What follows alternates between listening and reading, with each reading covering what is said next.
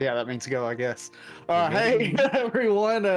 Welcome back to Swindler's Den presents the Pathfinder 2nd Edition Beginner Box, the adventure Menace Under Otari. Before we get started, I want to thank everyone who came out and watched the YouTube premiere. Thank you all so much for the support. We're glad that you enjoyed it. We're hoping that this little series, or you continue to enjoy this little series that we are doing to teach everyone how to play the game and to refresh my memory, because I need more in my life. This guy read the entire book in 5 hours. I wish. But before we get started, is there any other announcements for Swindler's Den? I don't think so. Besides, again, thank you for the support. This was a test for us on multiple fronts to see if people would enjoy Pathfinder, but also if people would enjoy us streaming on YouTube, doing the YouTube premieres and stuff like that. And so far, you guys hit out of the park with the premieres. You guys seem to like it. So give us a like down below and help us drive this thing in the algorithm and get it going, because episode 2s always are a lot harder to build that traffic for than episode 1. So we appreciate your support if you'd, leave a comment or a like or whatever, if you go on to enjoy it. Yeah, make sure you hit that bell if, subscribe and hit the bell to be notified when this is going to go live. Yeah, don't do that. I mean, no, I'm just kidding. It's fine. You should do it.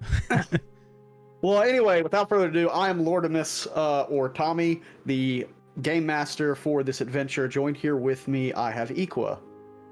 What's up, everybody? I'm Equa, and today I'll be playing Floating Wind, my guy, who is a Leshy Barbarian. I want to say Mior was next. Yeah, I'm Mior, and I played Dendron, the Dwarven Fighter. Next up, we got Genji here with us again today. I always love seeing you come out, Genji. It's always a treat. No, it's very kind, but I'm Genji. I play Taru, the Summoner, an Andandi Summoner. And last but most certainly not least, we have Grislock. Hello, I'm gonna mess up the accent again a lot tonight, so bear with me. But my name's Grislock. You can find me at YouTube on the same name and on multiple shows here on this channel. I will be playing the Shoni cleric named Pugsley. Pug person. Just to clarify, because we had some questions on what that was. I'm pretty sure I forgot to upload an image like I was going to, so I will show you an image what they look like next week. Anyway, let's go ahead and just dive straight off into this adventure, do a recap of what our heroes were getting up to previously. Previously on the Menace Under Otari, our loving and heroic adventurers had accepted a daring task from Tamley Tanderville, the owner of the Otari fishery, to go down into the basement and search for whomever or whatever was snatching up all of that delicious fish. Investigating the scene of the crime, our heroes discovered a large hole in the eastern wall that showed signs of collapsing into the room, as well as tool marks indicating that whatever had done this had come from deeper than they believed they'd need to go. Not soon after, they were set upon by a gang of dog-sized rats that were hungry and seeking their next meal. After a quick altercation, they emerged victorious and decided to venture further into this newfound cave. Shortly after their trek, they discovered the lair of a large arachnid, which sought to turn our cowboy dwarf into a delectable treat. That all came to an end, however, when Flo, the resident leafy boy, decided to put an end to the spider by slicing it in half. After recuperating and freeing Dendron from being ensnared by the webs, they continued on until they reached a fork in the cave. Hearing sounds of what appeared to be zombies and skeletons coming from the barricade path heading north, the party decided their best course of action would be to forego such needless violence and venture into the other direction, where they discovered a room holding a statue of a squid-like creature above an altar containing a bowl of crystal clear water. It is here in this moment that we continue our tale. And I'm going to go ahead and throw everyone else back on this map. All right, so when we left off, I just opened the door and you saw this squid statue with these tentacles kind of going what seemed to be towards this table in the center of the room that houses a silver bowl. The room is covered in moss and it seems a little damp in here. It's moist in here. The jellies love it moist, my dude. Well, wonder what this is doing in here. I want to take a big sniff and see if I smell fish. Okay, give me a perception check. Or a survival. Ooh. I think they're both the same, actually, so it doesn't matter. Oh, not great. I think that's a 9 total. Yep. 9 total. Yeah, so you're not really picking up the smell of fish. Like you kind of had it at one point, but right now it seems like maybe the moisture in the air might be causing some problems, and it's not a very drafty environment that you're in. So, should we go in there? Do we really have to, or we could just go somewhere else? There's not really a purpose in going in here. Hey. Anyone who wants, and let me double check this. I want to say it is a religion check. I agree with you. But we did avoid the other room, and I feel like this box set's not too long, so... So you almost feel like an unexplained pull to go in this room right now, then, right? Hey. Then that is what we No. shall do. And I walk in. Oh, okay. So Flo, you enter this room. As you approach, get closer to the center of the room, nothing seems to be happening. As far as you can tell, don't feel any sense of danger. But anyone who's looking at this statue and seeing this scenery, if you want, you can give me a religion check. Anyone at all? Yes. Or do we have to be professional? Oh, Because I don't think this is a trained skill. It is more of like a recall knowledge. 18. Using my flow dice. Oh, that's a 4. So Flo, you're not exactly sure what you're looking at here. You just see a squid. However, Pugsley, with a 18. with an 18, you beat the 15 DC. Looking at this, you notice that this is a shrine that's dedicated to Gazre. He is the god of nature and fury of the ocean. And you also know that usually when it comes with shrines like this, there could be a hint of magic in the air. Well, I don't smell fish, but I smell magic. Dude, that's so... What does magic smell like to you? You ever walk out in the morning and you smell the dew on the grass? My favorite, man. Now think of that, but the total opposite. Totally. That's confusing. Okay. Oh, Taru, you know about that there magic and everything. If you figure you can detect anything if he's smelling it? Sure, I can give it a try. And then she will use one of her cantrips to detect magic.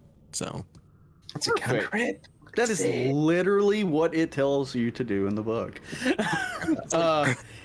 As you cast this detect magic, you look around the room and you don't really see anything emanating except for that silver bowl. You do see magic emanating from not only the bowl, but the water inside of it. Oh, also, I'll say to Pugsley real quick, you know Gazre is also not a deity with malicious intent. Oh, that helps a lot. Okay. Yeah, so let's see. Let me double check. What is his... Come on, man. I know y'all got this. Oh. Well, some followers, can be evil, but you do know that for the most part, it's a very neutral deity.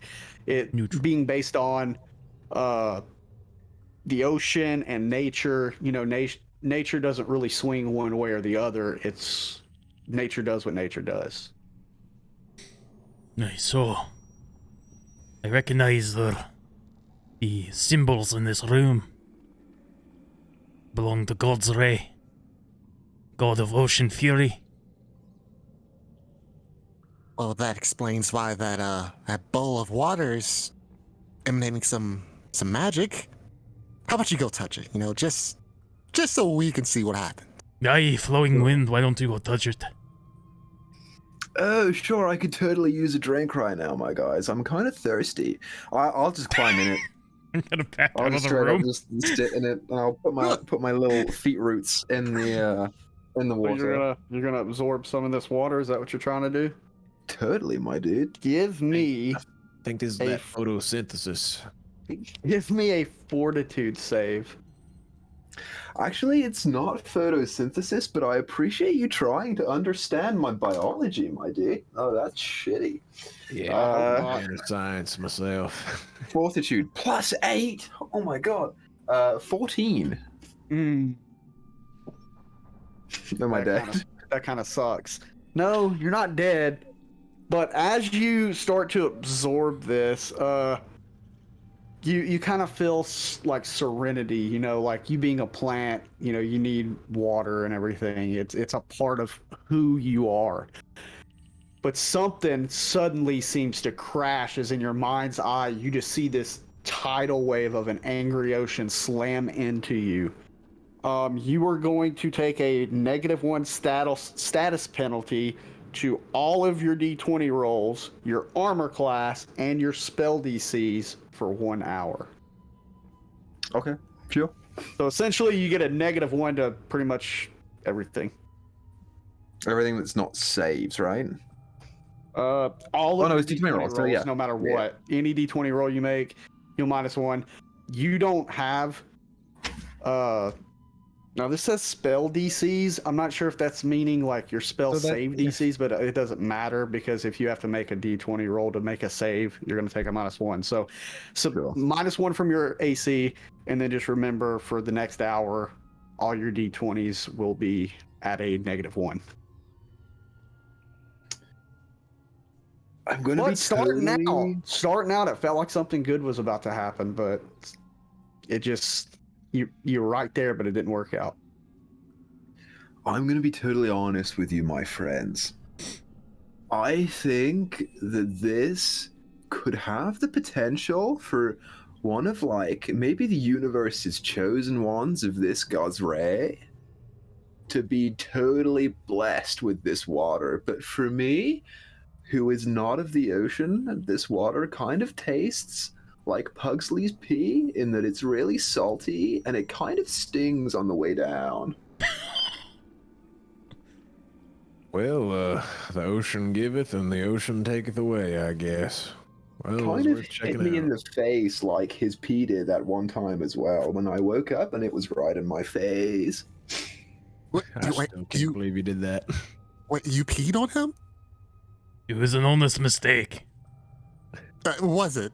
I'm I having a very hard time believing it. thought he was a plant. He was a little dehydrated, I can tell you that. A little too much sodium in your diet as well. Maybe calm down. All this talk of piss is making me thirsty. The question is, why is there a random shrine down here below the city? Oh, well, you said it was a fish god, right? Makes sense that he'd be under the fishery, I guess. Didn't realize Timley was the religious type. So, perhaps whoever built this is stealing the fish as some sort of sacrifice. Oh, could be that too. I am no expert on animals, but I am pretty sure that jellyfish do eat fish. So that would make a lot of sense. If they're cat folk, we spare none. Oh. Well, I guess we better get to it then. All right. I put my my arm on Pugsley's shoulder. My dude, I understand your crusade, but don't forget, violence is not always the answer. Oh, is anyone else wanting to try and take a sip from this cup? Yeah, you totally should. Yeah, Pugsley, Oh, why don't you how- go ahead and give it a shot? How bad could it be? I'll go take a swig. Hey, no, All right, give me a fortitude I save. can't let you do it. It's too dangerous. All right, let's see. Fortitude plus 8. Let's go. Oh, that's a 4 for 12. Hmm. I can't let you So- do it alone.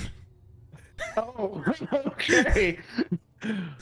Same thing happens to you, Mior. You have a -1 for the next hour on all your D20 rolls and Oh. your AC.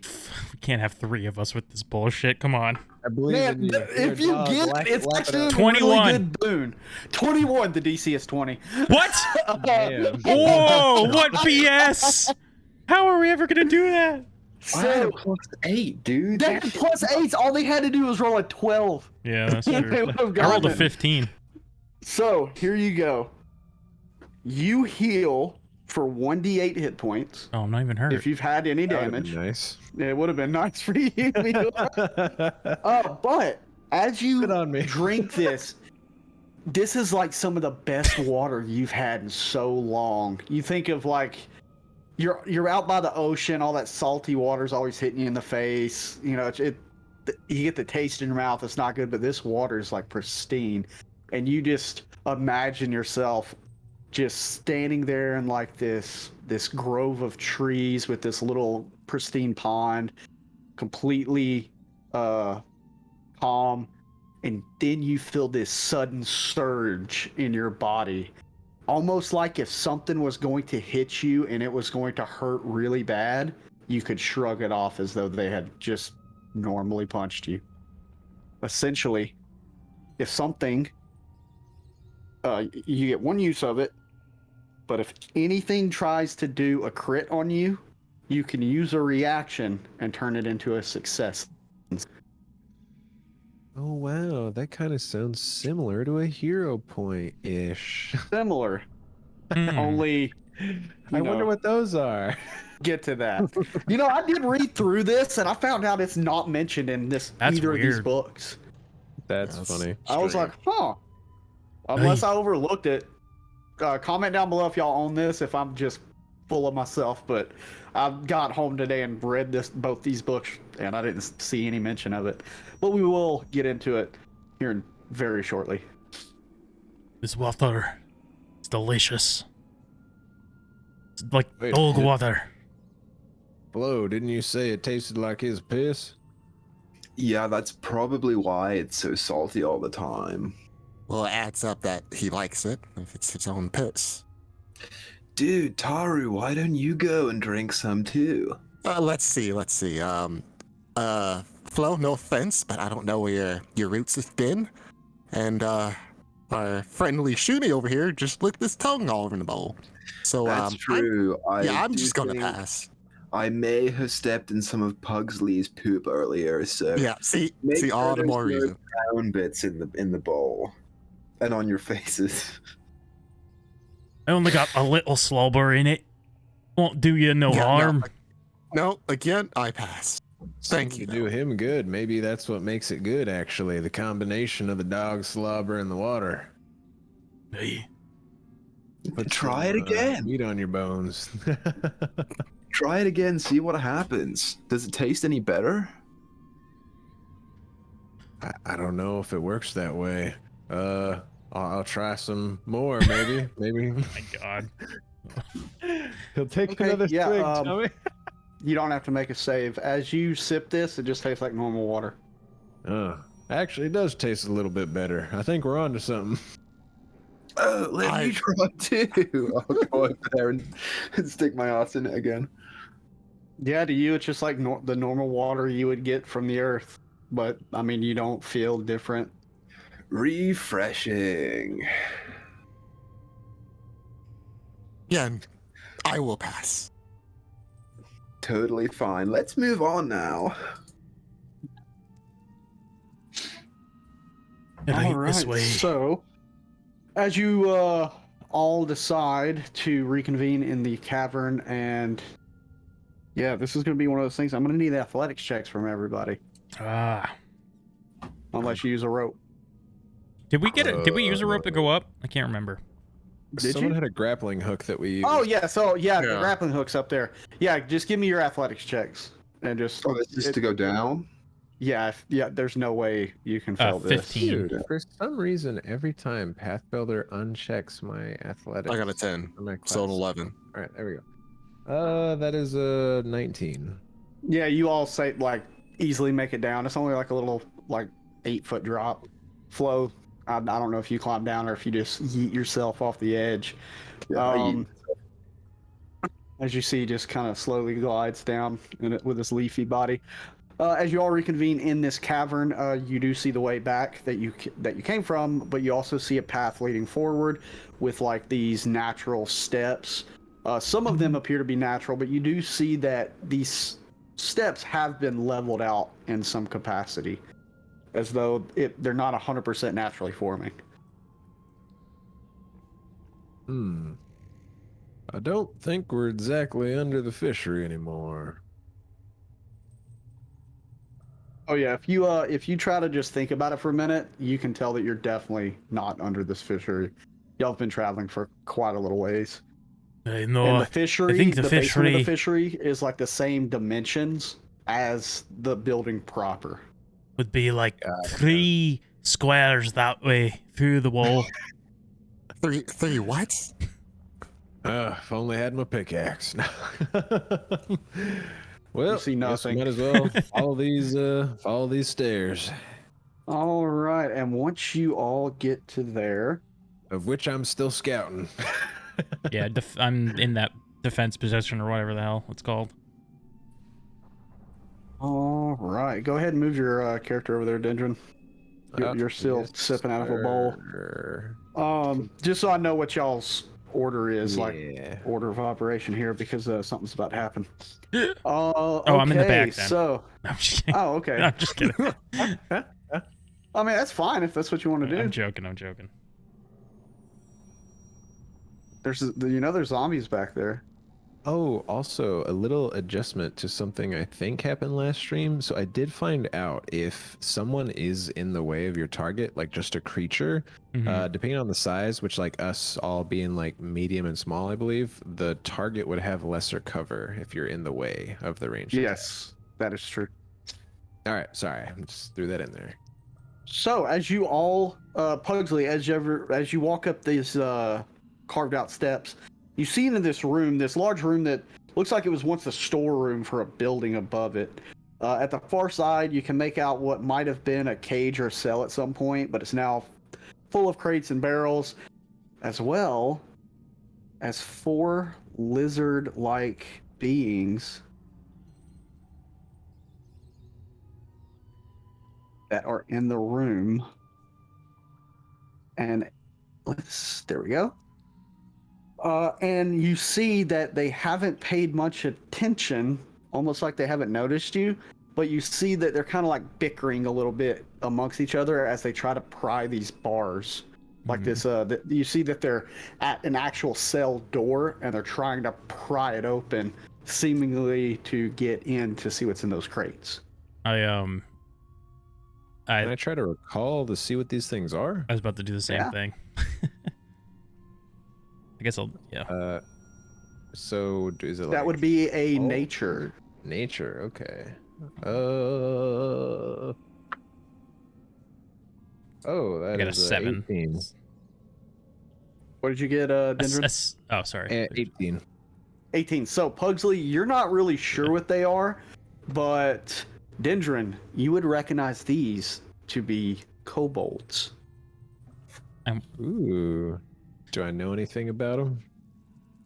You know, let's see here. It does state some stuff that's later in here, but I can just give you a quick rundown. Kind of turn back toward floating wind and looks like we found our culprits. Some salamander people or something. You know they're fairly simple reptilian type creatures, very reminiscent of dragons themselves. You know they typically will live in caves and in other dark areas, and they have a great fondness for dragons. Gotcha. Yeah, I'll whisper up the chain. Then there's some kobolds. They like to liken themselves to their bigger cousins, dragons. They seem to be bickering. Maybe we should go and help them resolve their differences so that they can move on with their tasks. We really don't have to help anyone except this lady. You do realize that, right? Now, Taru, it is the mark of a good person to always want to help those in need. Where did you hear this from, by chance? Probably some stranger on my travels, but I do not remember. I may have made that one up. I see. Okay, so unreliable. Got it. Now, Flo, don't them crates and barrels up there look familiar? No. I just assumed that they would. Do they look somewhat like some Those of the things crates we look found here? old as hell. Oh, okay. They've been stealing from her a long time. Hey, should we see if they need help or do we attack? Oh, well, I mean, might as well say hello, I guess, but stay on your guard, I'd say. Right. Why, hello there! You see, they all You see that they all kind of tighten up as you say something, and you see them like kind of slowly turn their heads. The one that's behind them all kind of completely spins around, holding this spear, and like looking at you. As the one with the crowbar just kind of stops and kind of puts the crowbar down, almost seeming like they're trying to hide it. And the one with the spear just starts snarling at you. Ah! No scales! You go away! Oh, what are you little critters doing over there? That's a mighty fine crowbar you had. We're actually looking... Oh, go ahead. Go! And you see he's like pointing this spear like he's kind of trying to like jab it, like he's trying to be menacing, but I mean, he's a little blue dragon dude. What did he say? He was... You go. Like, no, go. before that. Oh, called us Oh. no scales? Yeah, he called you no scales. No scales. Okay. Got it. Well, actually, we're down here looking for some lost fish, some barrels, some crates. Y'all happen to see anybody run by with anything like that? You see they kind of like, this is going to be interesting. Let me look at this character sheet real quick. Give me a diplomacy check. Oh, I have -1 on those. Let's see. And another -1 because of the water. Oh, Yeah. my God. Okay, so that's 12. Oh, so that's 11 with the water. Yeah. With an 11, you see that they're starting to get kind of agitated that you're not leaving. And they notice you mentioned fish and that you're looking for the people taking it. And you see that they just all start grabbing up their spears, and it looks like they're ready to attack you. I need everyone to roll initiative. And put it in the chat for me. Well, we tried. Now, I was scouting, so don't we all get +1s? Yeah, but you still have to -1 because it is a D20 roll. Anyone who failed that check. Oh my God. Oh, thank God my perceptions are +7. So, yes, that's 10. I rolled a natural 1, Oh. which is man. +6, right? So it's a 7 total. I rolled a 12, so. But it's going to be, you still have to -1 because you did fail that check. Which makes it a add 7. Our, Yeah. Do we add our +5 perception to this or no? Yes, Well, you all are going to be doing a perception-based initiative. Oh, okay, all right. As all right, As far so as I know, none of you are sneaking. Right. So I rolled a 12 +5 and then Ooh, +1. I like is this 18. music. Kind of makes me think of Super Nintendo. Like Banjo-Kazooie or something. Yeah. Well, that would be was Nintendo Banjo 64, Proof. but yeah. Oh yeah, a little later. Hey, what did you Nerd. get? A Bowser's Dendron. Castle map. Someone else Dendron? having Oh. a strong desire to call him Gundrick. I know. Dendron. sorry. Dendron was 11. No, 10. Oh, that's terrible. All right. He has a thing for dwarven fighters, apparently. 10. Taru, you got an 18. That's good. That's Oh, not really where I'm at. It's better than everyone else. Now let me see So- what these little guys got. Where you at, my favorite little blue creatures? Little kobold. Now I see why you say it'd be awkward if I was a kobold. Oh, guess what, Taru? What's up? You're going first. Woo! Oh boy. Nice. And then the kobolds go. They rolled a 16. So, Taru, top of the round, what are you doing? You see that these kobolds, you see negotiations have quickly broken down, and these kobolds are looking for a fight. Where are Yeah. they? Who knows at this point? There's not really too much I can do from my position. How much health is Dendron at? Do I know? Yeah, You can look at him. You can describe what you're at. Yeah, he's feeling. He's not 100%. If you had to put a number on it, he's probably more 70%. Oh, you were gonna say 17 out of 23. That's I or love 22. doing that. On a scale of I'm 1 like a to 17. 23, I'm He's a 17. All right, then. I love that. I'm sorry. I'm just going to use my spell slot because one, I can't really do anything, so I'm going to do a somatic version of heal since I'm right by him, and I'm just going to roll D8, and he's going to regain that many hit points on Dendron. Ooh. So let me see. That's a 6. So you get 6 hit points back. Nice. Oh, There that's you go. perfect. So I got 2 things left, 2 actions left. I guess I'll move my Eidolon here, and then that'll be it. All right. I can tell that you're still used to playing with Tia on here. I said- don't really. Go Do ahead. you hold down Alt still? Yeah, I do. Yeah, because it's never like in a square.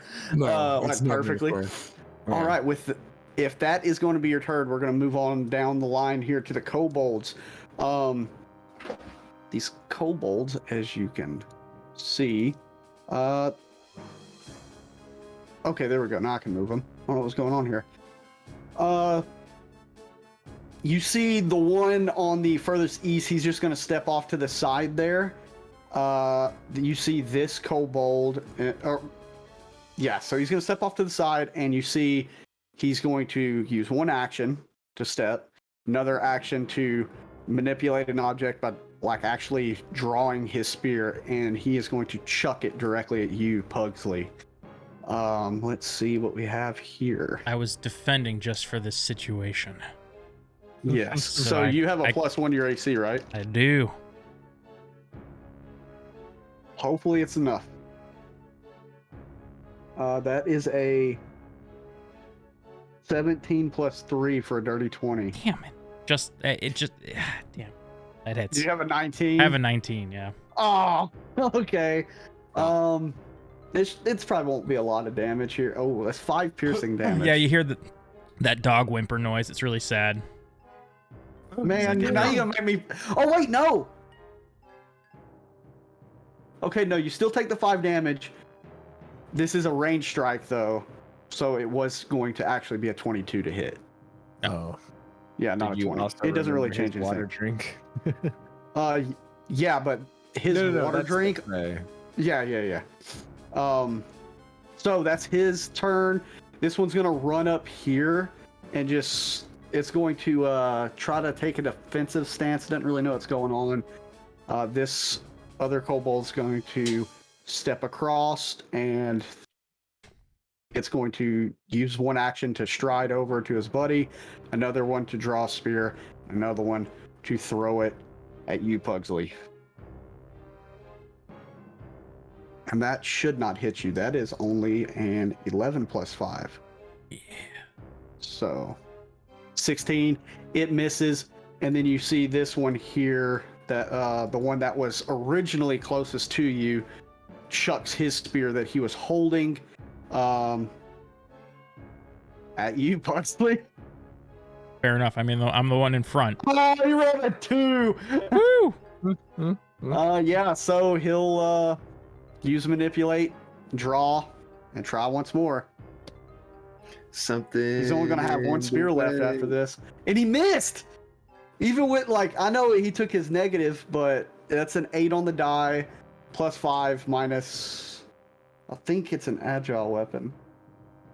No, I don't think a spear is agile. I'll have to look into that. But no matter what, it was going to miss. So that is all of the kobolds' turns. Pugsley, you're up. After this one spear hit you and all these other ones went missing, what you doing? All right.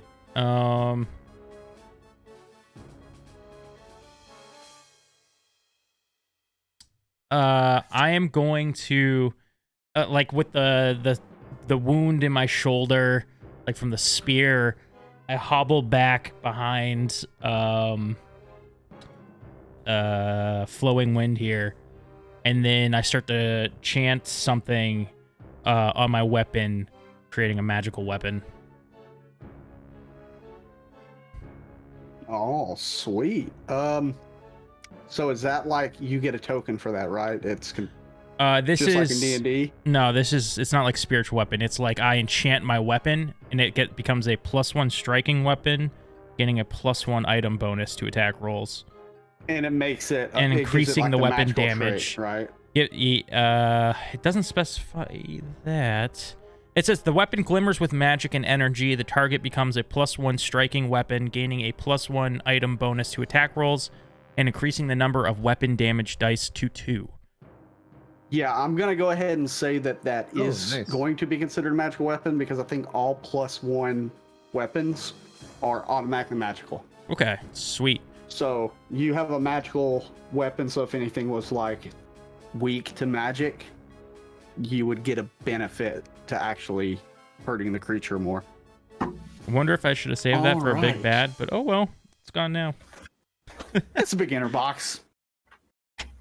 That's You're my fighting turn. Zombies. All right, so Pugsley, that is your turn. We're down to Dendron. You're in the back here. What are you going to do? All right. I am going to use. Let's see here.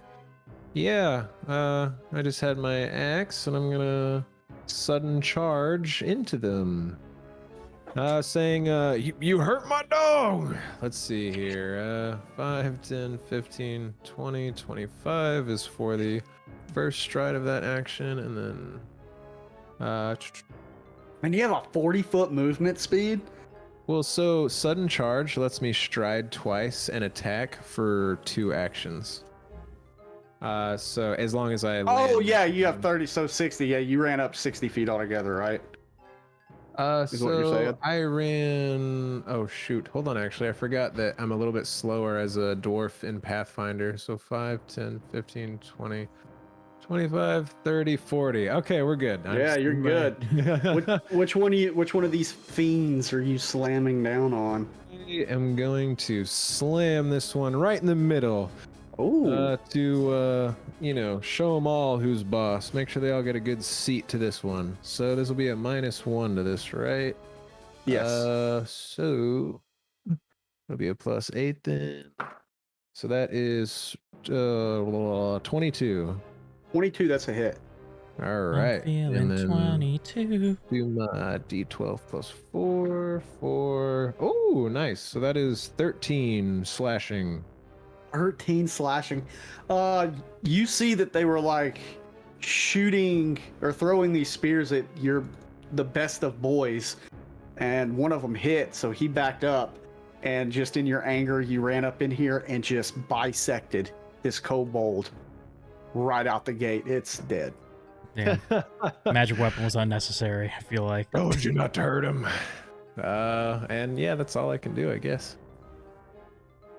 All right. Well, you have another action. Or you raise your shield? Oh, Is that what you said? Shoot. You I do have totally another forgot. action. I forgot that only took 2 actions. You know Yes. what? No, I'm gonna chop this one next to me. I'm gonna try to Man, anyway. Dendron coming in here putting in the work. they hurt my best boy. All right, so now instead of a +8 after the -1, it would be a +3. Okay, so damn. Or darn. So that would be a 12.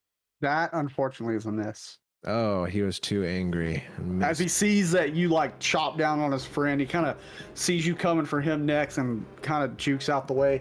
And you see that he just looks really pissed that you just killed, like, essentially their little scouting party leader. Oh, nice. Man, I hope I screwed him. All right, yeah, that's all I got then. Okay, and now we have Flo is up next. Okay. Demoralize is kind of like frighten, right? Yeah, you pretty much like shout at people and try to scare them. And you can do that at one person at a time. I believe so. Didn't Meor's got his headset off? Meor did it on did it one last person. time. He did it last time. I think it only affects one creature. Okay. Which ones attacked Pugsley? So the 3 that were attacking him, one of them is dead, and then the 2 to the south. The one on the west here. Choose a creature. I just looked it up. Yeah. The one on the west here hasn't attacked at all. It just kind of moved into place. Okay. Yeah, okay. So this is what I'm going to do. I'm going to use one action to walk my 25 feet down to this one. Okay. Now, just so you know, you are standing in rough terrain currently. You are kind of standing on a pile of rubble. Totally fine. Okay. And then... Yeah, and then I'm going to attack that one with my long sword. All right. Go ahead and roll me an attack.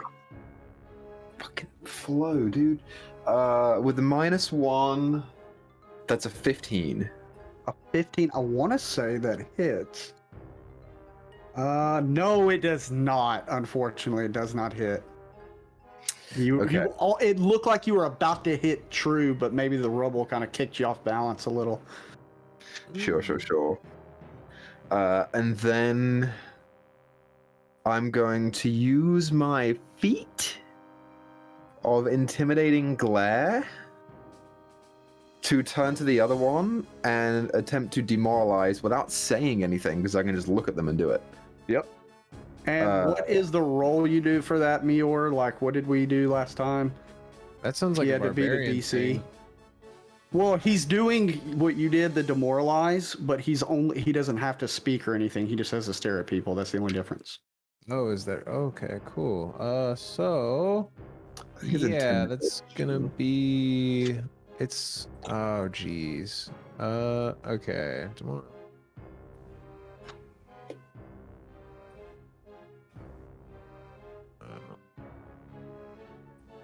Yeah, so that is an intimidation check against their will DC. Okay.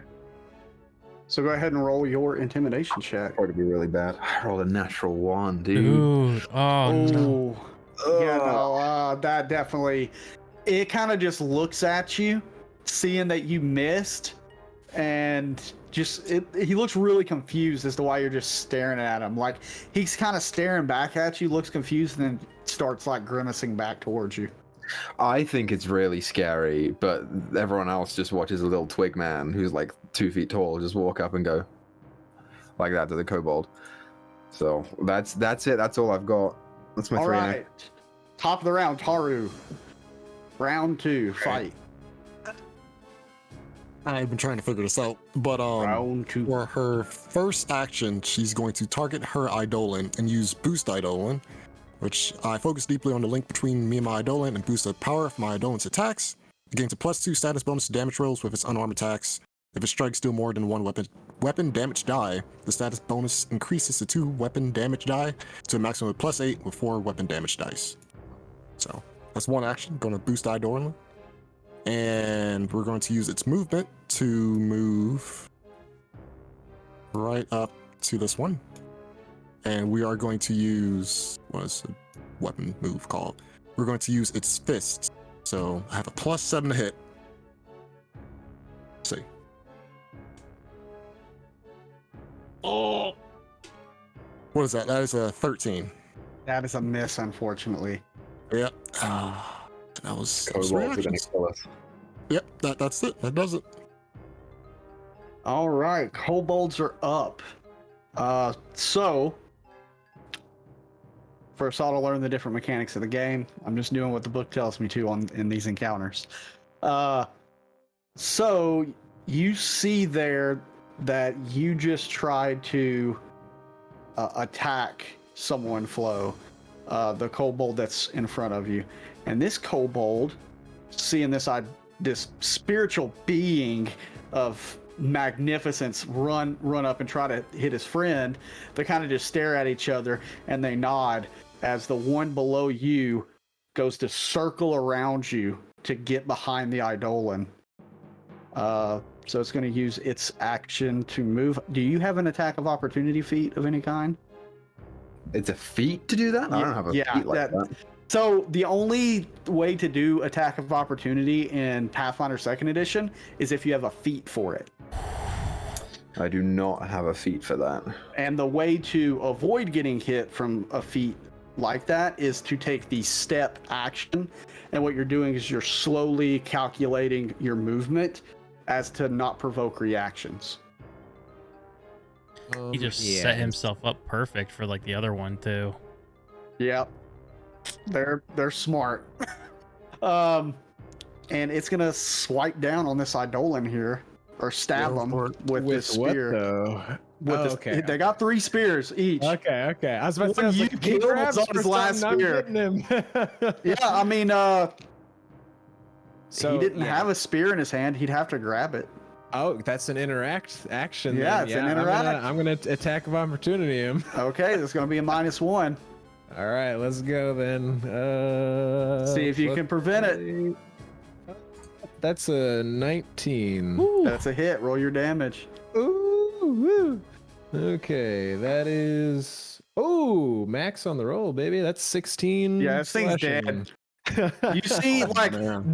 you see that they're using tactics. Like, wait a minute, these things are kind of smart. But then you realize this idiot didn't pull his spear out before he tried to do his maneuver, and you see as he goes to grab it, you see your prime opening to take out this kobold, preventing it from being able to get a backstab on this. Yeah, he sees this that. And he's just Eidolon. like, no, you don't. Watcha. It's 2 kobolds down, 2 to go. The one right in front of the old Eidolon, seeing his buddy just get slashed in like half. They have witnessed Dendron just run in here and start massacring them. He's gonna try and avoid getting close to him. He's gonna pull his spear out and try to stab at the Eidolon. So that'll be 2 actions. That's gonna be a miss, dude. That's a 7. I was rolling so well with these die on Sunday. These are the ones Maddie got me, the glowy ones. So that's a 7 plus 3. So that's definitely gonna miss. That's only a 10.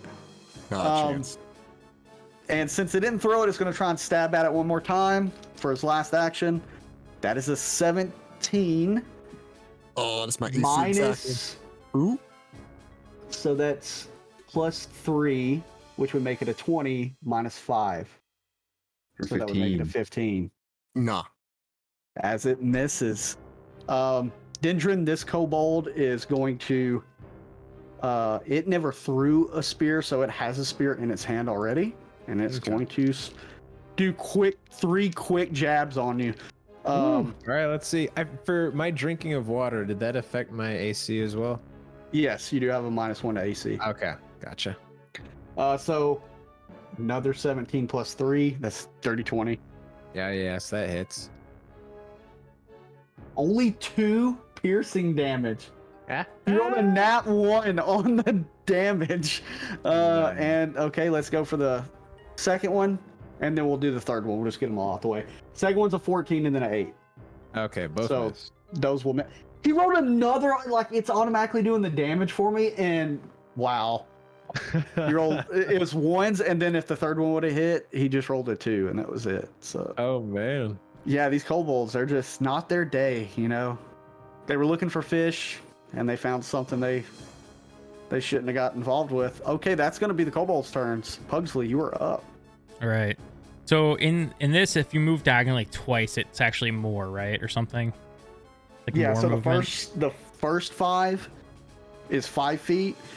The second diagonal is 10 feet, and then it just repeats from there. So if I 5, move 10, like 5, 10, 5, 10. This, I think I would be fine because I only move diagonally once.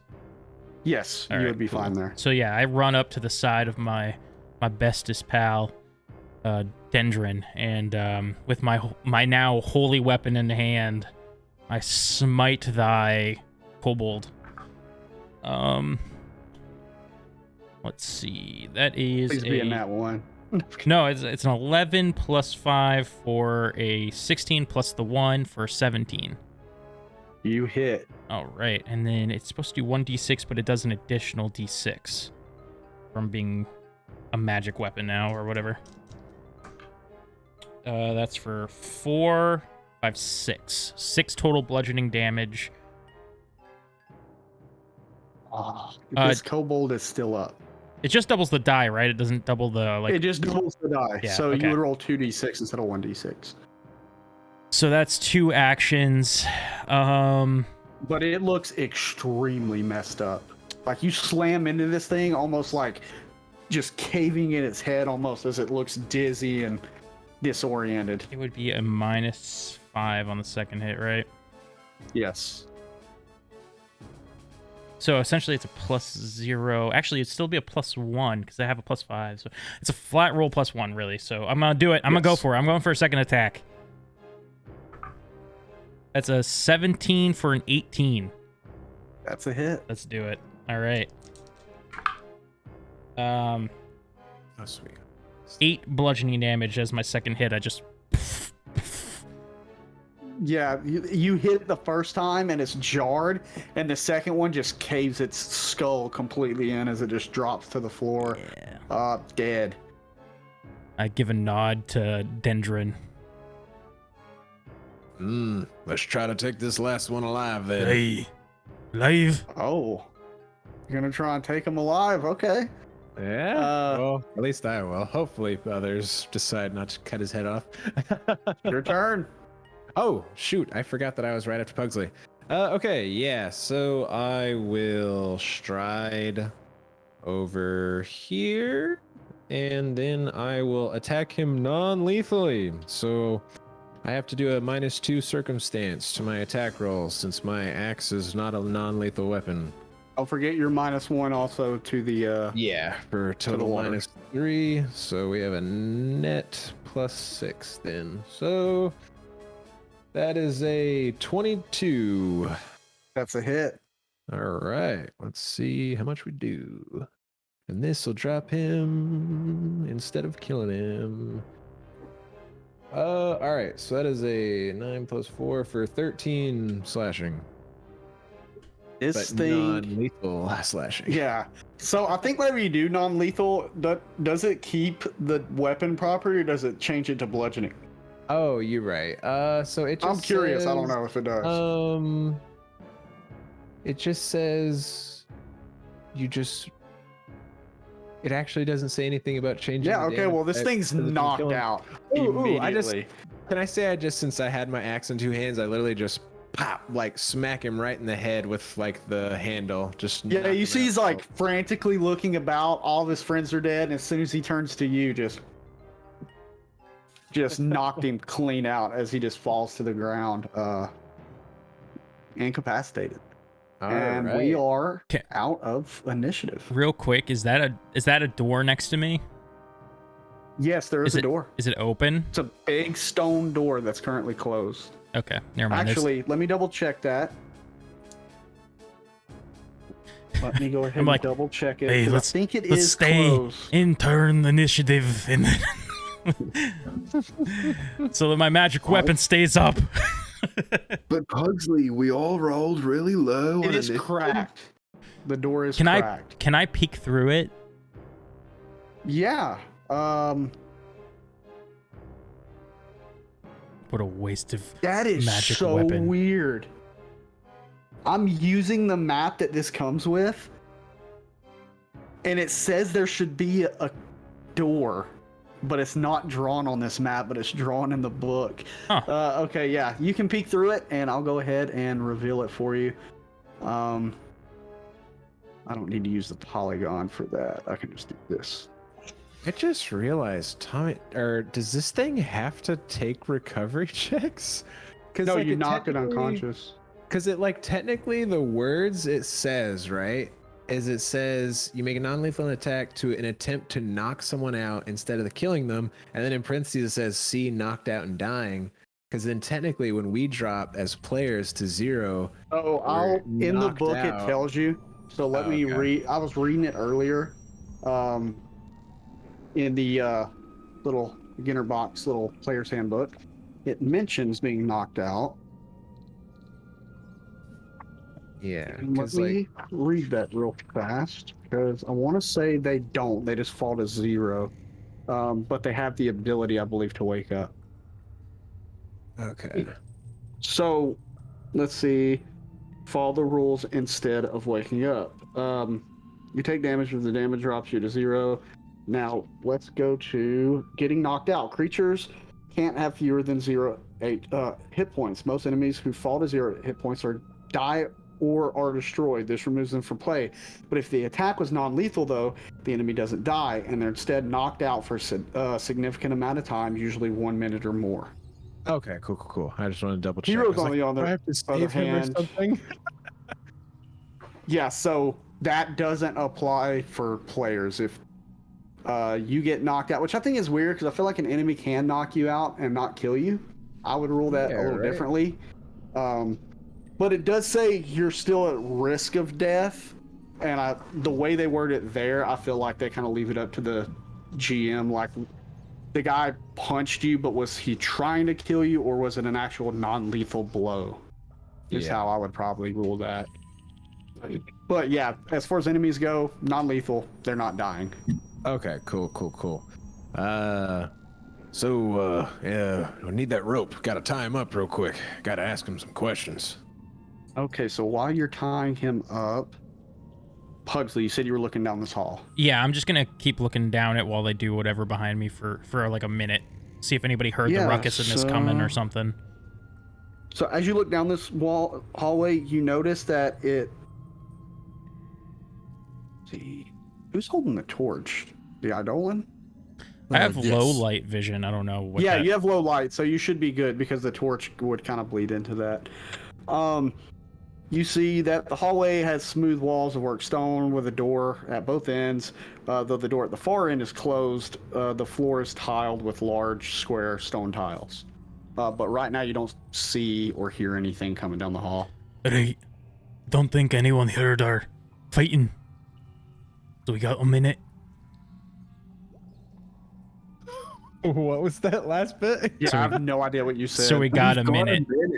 Oh, okay. The accent was too good. I wish. I'm sorry, I'm just a filthy American. I can't understand. All right, well, Dendra's gonna kind of give him a little pat on the cheek, kind of slap him around a little bit, get him to wake up.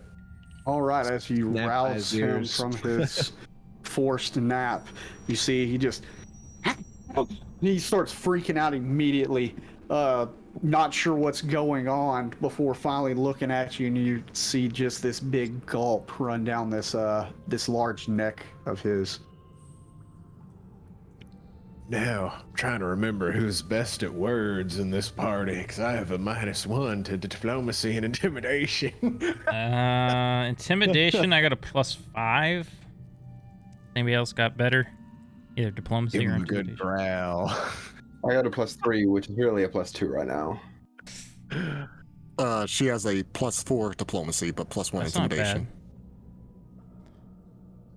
Here, Depends on how you guys want to Tar. handle this. Yeah, if you want I to would be say diplomatic or she's- aggressive. Oh, so here, real quick. Can I try to like huddle everyone? Yeah, let's do it.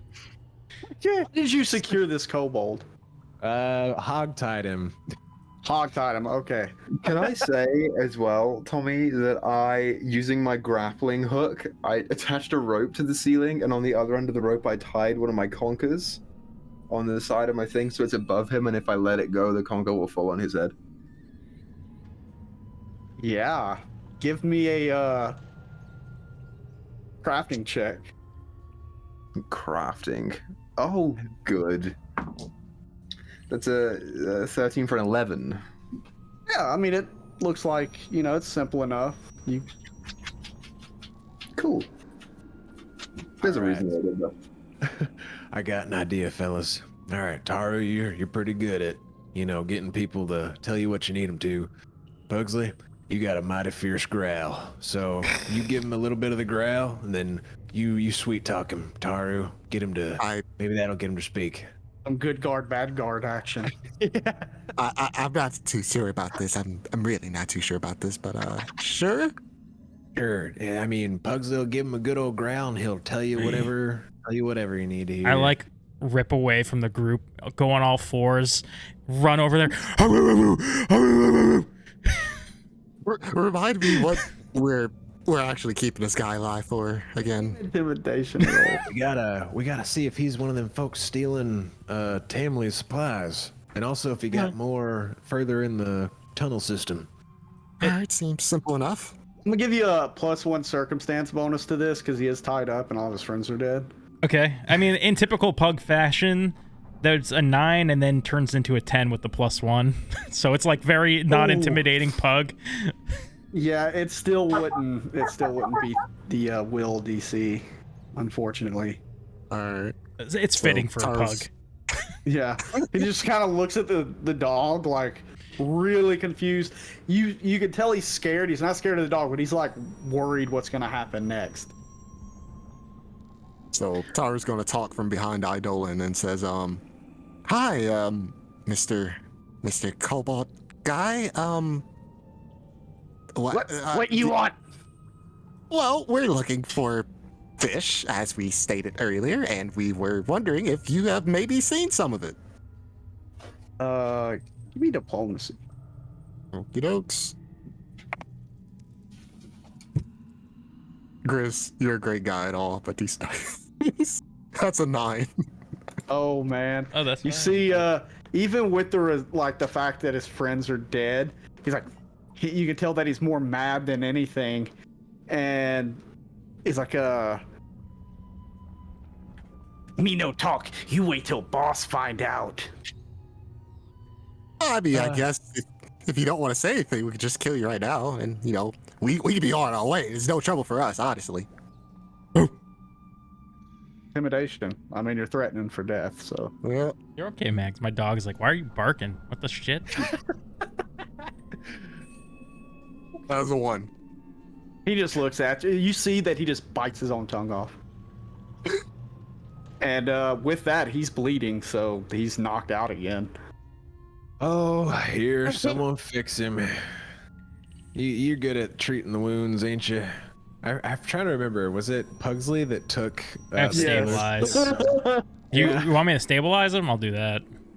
Yeah. See if you can fix him. I'll try and rile him up when he wakes up again. Plus, or actually, We'll say yeah, as you progressively try to interrogate this thing, the DC is going up. Okay. Maybe I'll get lucky. Don't worry, one of us will get this eventually. Do you want to go first, Dendron? Now, actually, hold on. I'm quite sick of this guy. I got a plan, and she's going to change into a spider. Ooh. Oh, okay. The whole time this is happening, I'm gonna be standing there with my arms folded, still holding that rope, and using my intimidating glare feet and just looking at him and not saying anything. Currently, I'm upon his chest, licking his face to stabilize him. All right, he is stabilized but still unconscious. No idea how much bacteria. He is didn't in just bite his own tongue off too, so y'all do with that what y'all will as far as communicating. Some more slaps. Oh, go ahead. Sorry. I just take the tongue. I'm gonna put it in my pocket. Souvenir. Some slaps, some snaps. Spit on his head a little bit. I don't. Oh man, this is getting weird. Before he wakes him up, can I just search him for like lockpicks or something? I feel like he was the one trying to open the door or something. So, I want to see if you can search him. Yeah, give me a. If you're looking for that particularly, I'd say give me a perception check. Okay. Or a thievery check. Yeah, like a key or lockpicks or something.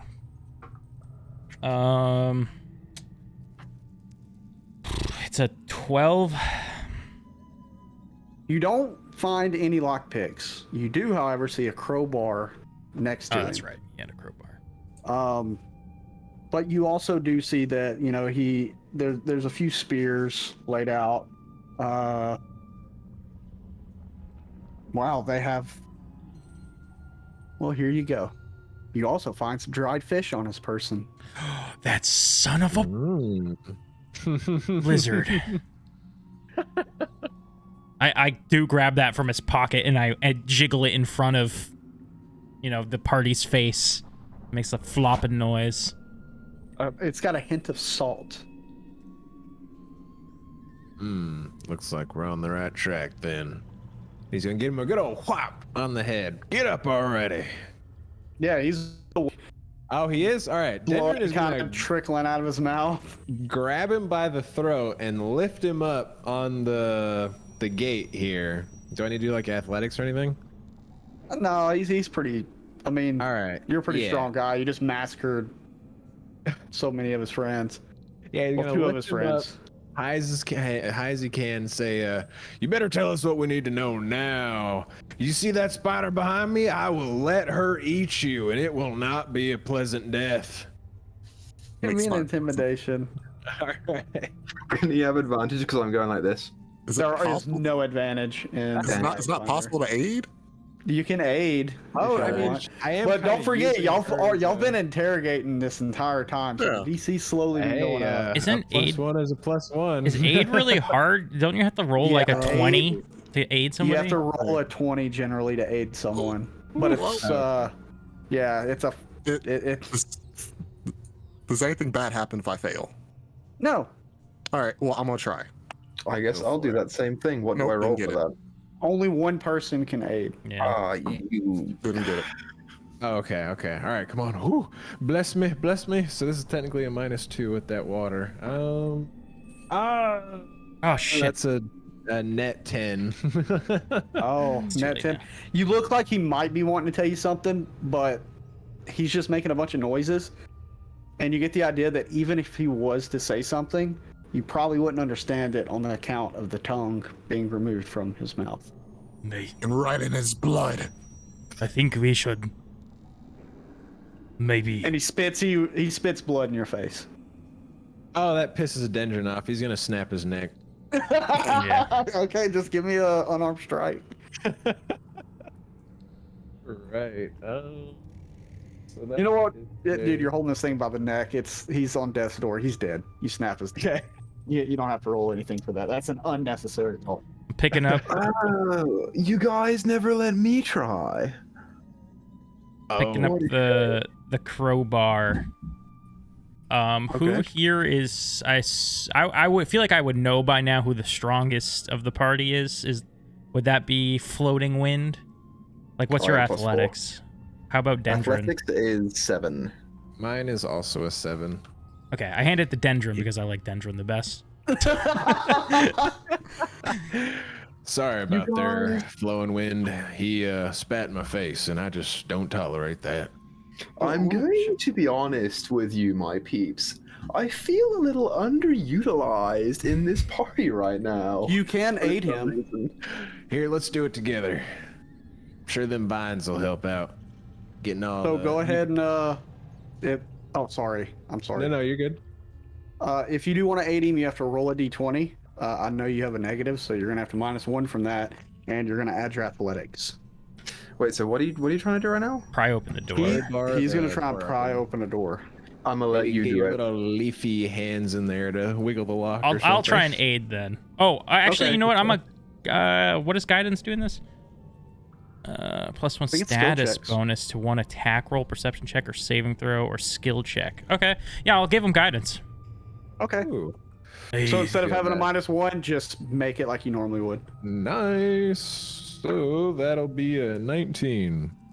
You're trying, and it feels like it's giving way, but it just isn't budging. Oh, man, this is ooh. You want to give this a shot, flowing wind? If I may. He'll hand over the crowbar. I'm gonna guidance flowing wind as well. But also, I will take it. I have a question. Could flowing wind fit through these bars? Is he like? That's a good question. I'm still gonna try and open the door. Yeah, might as well. Just curious if this plan fails, if you could still get in there and check stuff out. I am a little leaf man. At this point, Equus said the F word like 2 or 3 times. Did I? Yeah. You guys got to call me out on I that. think- I don't know. I think we did better this session so far, Yeah. though, for sure. Give me a roll, Equa. To open the door or to fit through the bars? Open that door. Okay, And I'm I guiding hold you. the crowbar up to it, and I take a second and I focus, and I would like to rage. Which, doing so because of my fury instinct. Nope, not because of that one. It's because of adrenaline rush. I get a +1 to athletics to force open, and Okay. a +1 to whatever he just did to me. What type of And then bonus? it's -1. No. What type of bonus Yeah, what does type of that bonus give is you? it? Yeah, +1 status bonus to athletics checks Yeah, to that's lift heavy status. objects, escape or force open. I would suggest saving your rage and just letting me guide you. How many rages do I get? So you have an unlimited. Oh, number okay, never of mind Rages. Doesn't matter. It's up to you what you'd rather use. But what he's I wanna see saying the is that angry he face. did guidance, but guidance gives a status bonus, and bonuses of the same type cannot stack. Okay, so I guess I won't rage then, because since he did it first. So I just go, come on, dice, you son of 21. Dale doesn't seem to want to budge. You're So is the door locked? It's locked.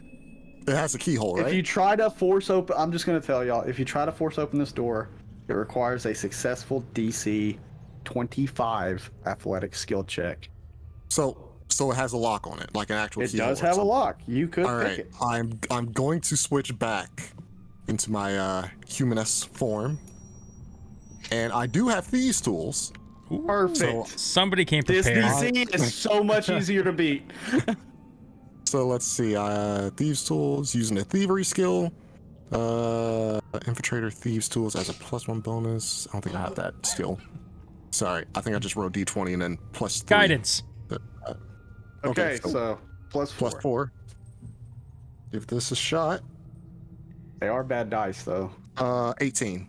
That, you sit there and you're like, y'all are trying to just manhandle this door, and y'all see Taru just kind of walk up and, oh, let me, give her a try. And you hear a click, click, At 8. and the door swings open. Nice. Good on ya. That's only a 15 check. It's either 15 or should've. 25, so. Shouldn't open with that. I'm pretty sure that we did that we helped with that one. Right, Pretty then sure. loosened Oh, it. you're right. Oh Loosen yeah, up the gears. sure. he just loosened it. Yeah, you're right. Pugsley. We broke him a little, so all you had to do was fish out the lock parts, right? Sure. Yeah, so I guess we Alright. just start going through these barrels then, or? Yeah, so inside the cell is a pile of old crates and a few barrels.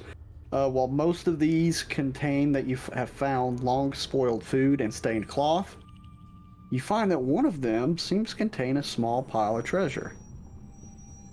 200 silver pieces, a gold ring worth 5 gold pieces, and what appears to be a short sword a fine craftsmanship that looks to be better than what y'all have had.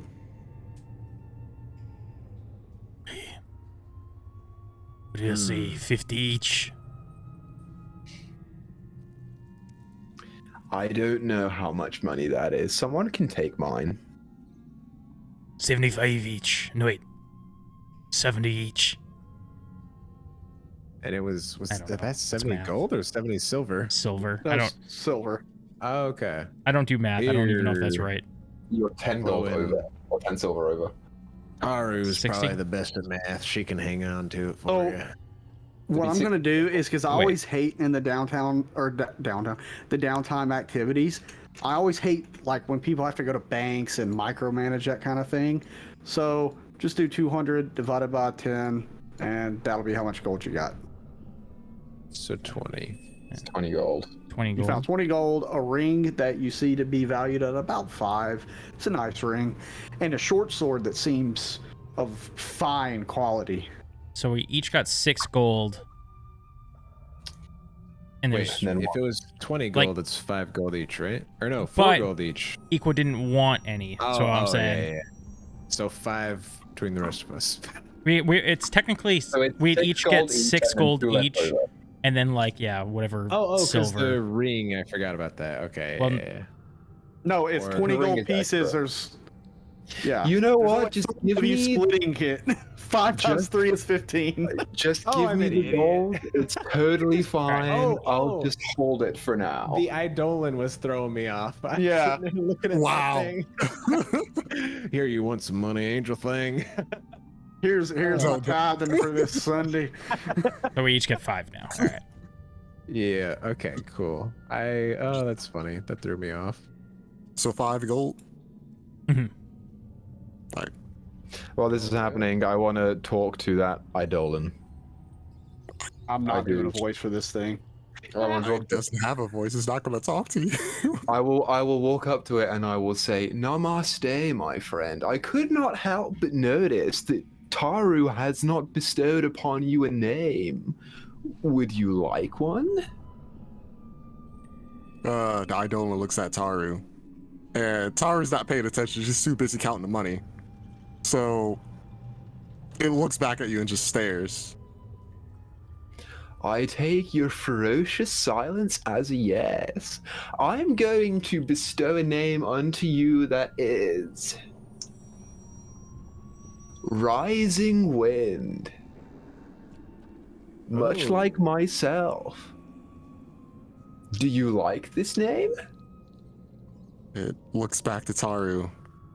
And it kind of just sits there, puts its head down. And it looks back at you. You see a fist slowly raising up. Pound it. It's not a pal. it's I pounded it anyway. it does not look happy. I pounded anyway. Tie. It looks back to Taru I'll waiting for an order. I will catch you around, Rising Wind. And I'll go and screw around with the rest of the group. Now, Flowen, if you had to think of one, just out of curiosity, what would my name be? Your name would totally be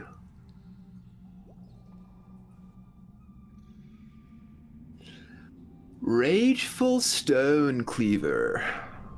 Oh, all right. I thought I was sensing a pattern, but I was wrong. I like that name. Well, I forget, Flowen. Are you good with little swords and whatnot? My name would be Breaking Wind. Oh God. Your name. And you smell a little something.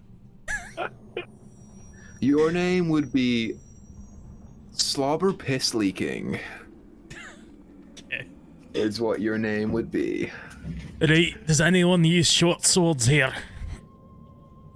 Oh, well, I use a little bit of everything, but I mean, my axe is pretty handy if y'all need a better weapon. How long No, does no. detect magic last? Let's find out.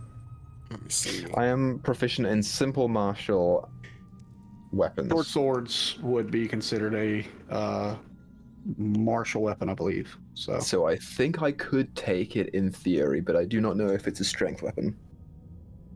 I don't see short a swords duration are, I believe, on but this. I think they're also finesse, which means you can use your dex for attack rolls, but the damage will always come from strength. So let's take a look at that. Totally. I don't think it has a duration. I think the way, and you can correct me if I'm wrong, detect magic works is it's just like a pulse of magic. So if I, use a cantrip and cast it, like a quick pulse just comes out for me. Oh, and it just lasts. Okay, because I know I doesn't think it last for a few minutes in D&D? Yeah, D&D it's 10 minutes. Yeah, there is no actual time on this, so it's more than likely just like Since a I one and done thing. mentioned the sword, I guess I'm looking at it, and I'm gonna metagame a little bit, but I already had a feeling anyways. It's made from quite nice craftsmanship. Is there anything special about it? You notice weapons like this generally do a little like they don't do more damage, but they seem to people seem to strike true with them more. Oh, has this thing got like a striking rune on it or something? No, it's just a +1. Oh, Oh. nice. So who wants it? It's a +1. magic? Yeah, it's a magic weapon. Oh. My goddess's favored weapon is a morning star, so Guess it couldn't hurt to have another blade. Hold a sword in one hand and an axe in the other. That sounds kind of fun, honestly. It's gonna fill my water up real quick. what about Yeah. Taru? Oh, yeah. No, weapons really aren't my thing. I'm fine with this staff here. Great.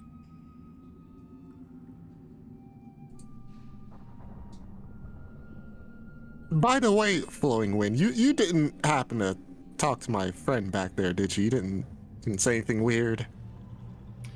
Oh no, we had a long and very deep and meaningful conversation. I between the two of us.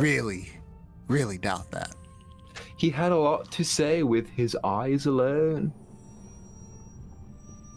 What did the eyes look like? Well, I saw kindness in them, and a great deal of patience and restraint. She glances over to the idola and just sees it shaking in anger. And she says, yeah, I'm sure you did. You saw something. We are You saw fast something. friends now. This is my friend Rising Wind. Rising, that is a name. It's a name. Thank you. Anyway, we should probably get moving. Okay, sorry about that. All good. So who's taking the sword? I guess you. Got it. I think you're the one who would get the most use out of it then. Yeah. Alrighty. Well, I guess he'll take it from your hands, give it a good swipe, and just slide it down on his belt. Looks good on you. Thank you, Pugsley. So, like, mechanically, Tommy, is it just like a +1 to attacks and damage? Yes. Or... No, just attacks. Just attacks? Okay, cool. All right. Just because that sword was in there, I'm going to just do a quick detect magic on the rest of that cell cage. So whenever you cast it, the only thing that you're getting a pulse from is that short sword. Okie dokes. Who's taking the ring? It doesn't really matter. We're just gonna sell it and split it, right? So. Yeah. I don't see a way to Yeah. add the rings on Path Builder, by the way. I've been looking for a little bit. There's like a custom button, but you actually can't do anything with it. Oh, just write it down. Like if you got a notebook nearby, just write it down. All right. Sweet. I can add a +1 to that. Cool. All right. You see anything down that hallway up there, Pugsley, when you're keeping an eye out? No. All right. Well, might as well check out. I don't really see any fish here in these crates. No, there's. It was the dried old food fish. Yeah. No. Oh, There's no? just you found dried fish on the kobolds. The Yeah. kobolds look like they'd never been in here before. Oh, okay. I thought you said there was old food and cloth in here. Or No, something. there is old food, but it's like old food. Like whatever was in those crates had been there for a long time. Much longer than the reports of these fish coming up missing. Right. No, I didn't see nothing down there.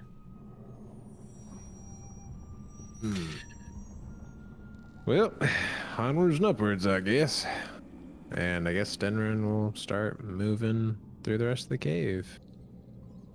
Oh, and I would like to keep an eye out, scouting. Okay, and that just gives you a +1 to like the Initiative. initiatives. Okay, Yeah. sweet. Defending, So I guess.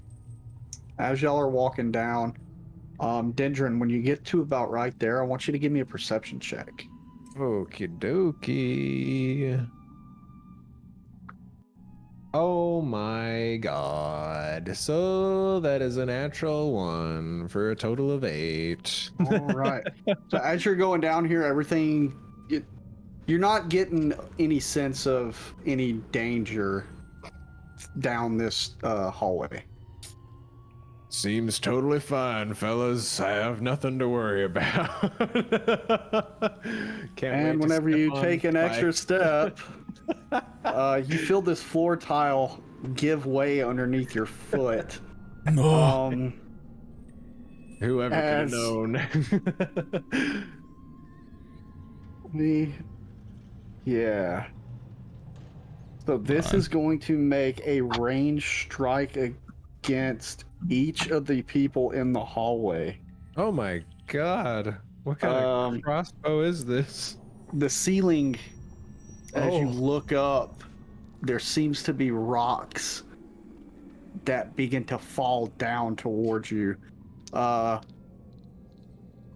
It's a natural one. I have a question. Yeah.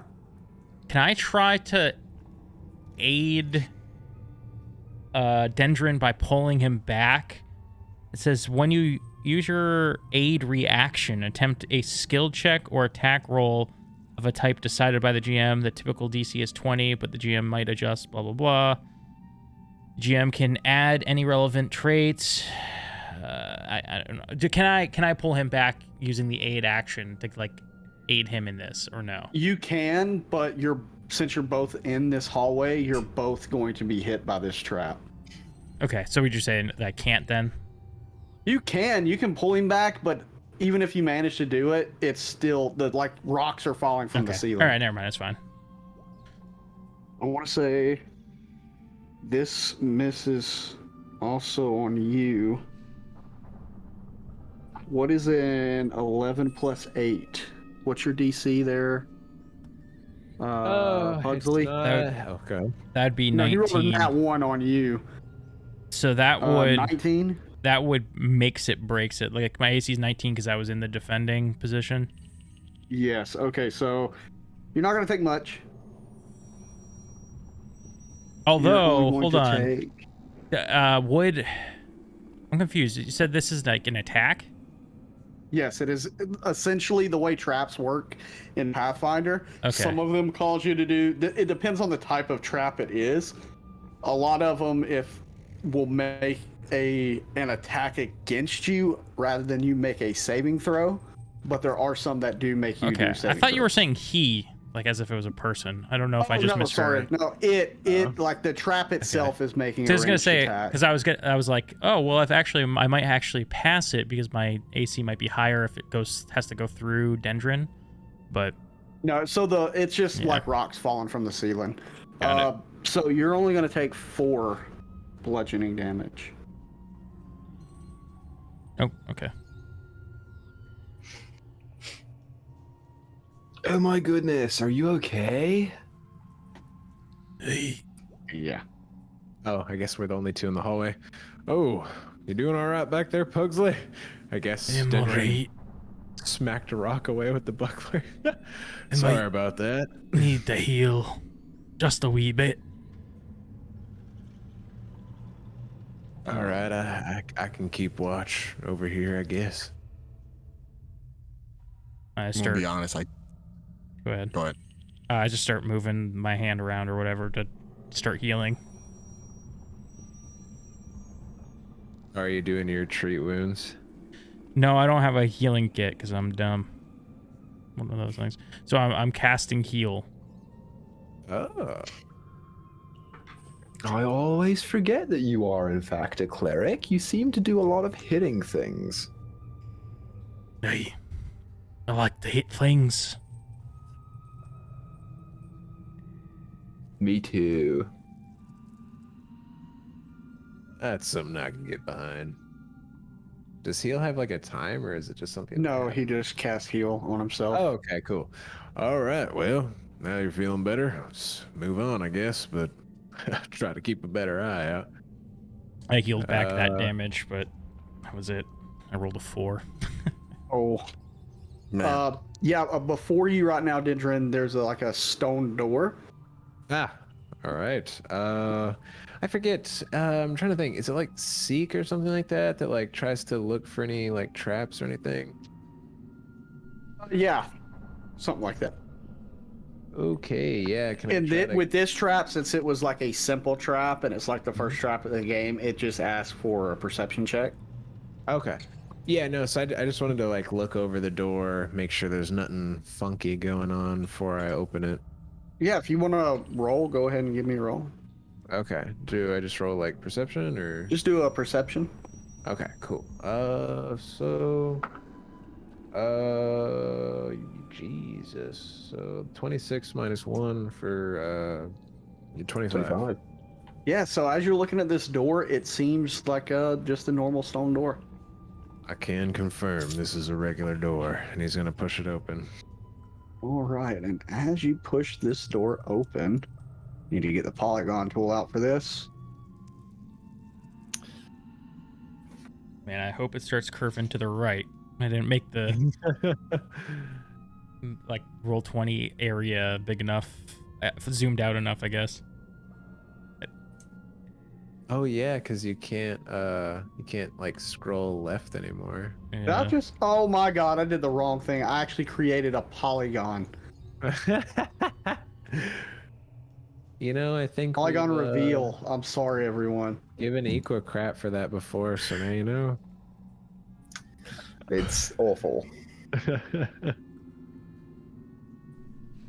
As you open the door, this large chamber is revealed to you. Well, The door to this chamber silently glides open to reveal a long room, 2 stone statues of priests standing in the corners along one side of the room, facing a towering statue of a man holding out both of his hands, palms up.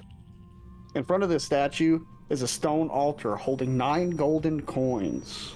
And as you open the door, you hear a voice booming from the large statue in the middle.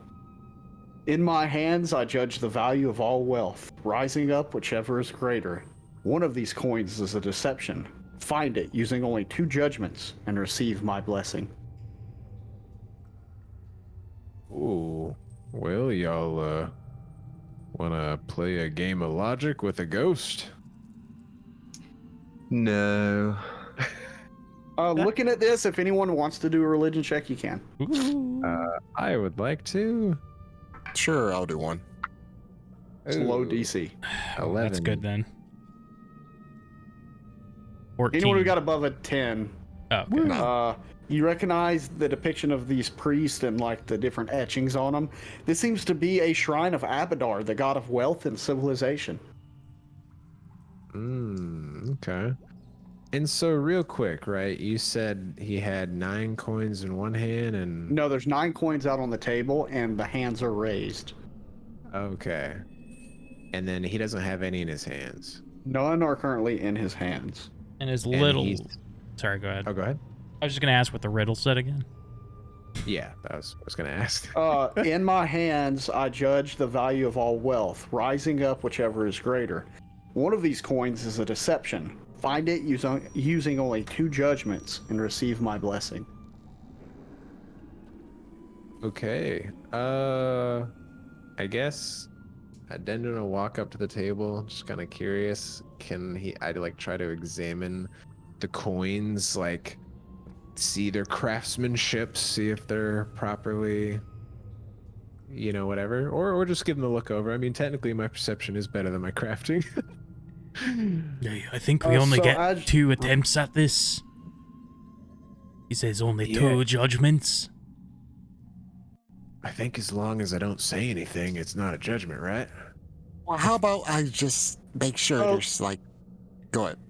To better paint the picture too, the hands are slightly raised. They are palms up, Yeah, like he but wants they you to are put the coin on it. closed. Yeah, almost like he wants you to put the coin in one hand or the other. Mm-hmm. Taru will detect magic first before Dendron does anything. All the coins pulse magic. Okay. All of them. Ooh.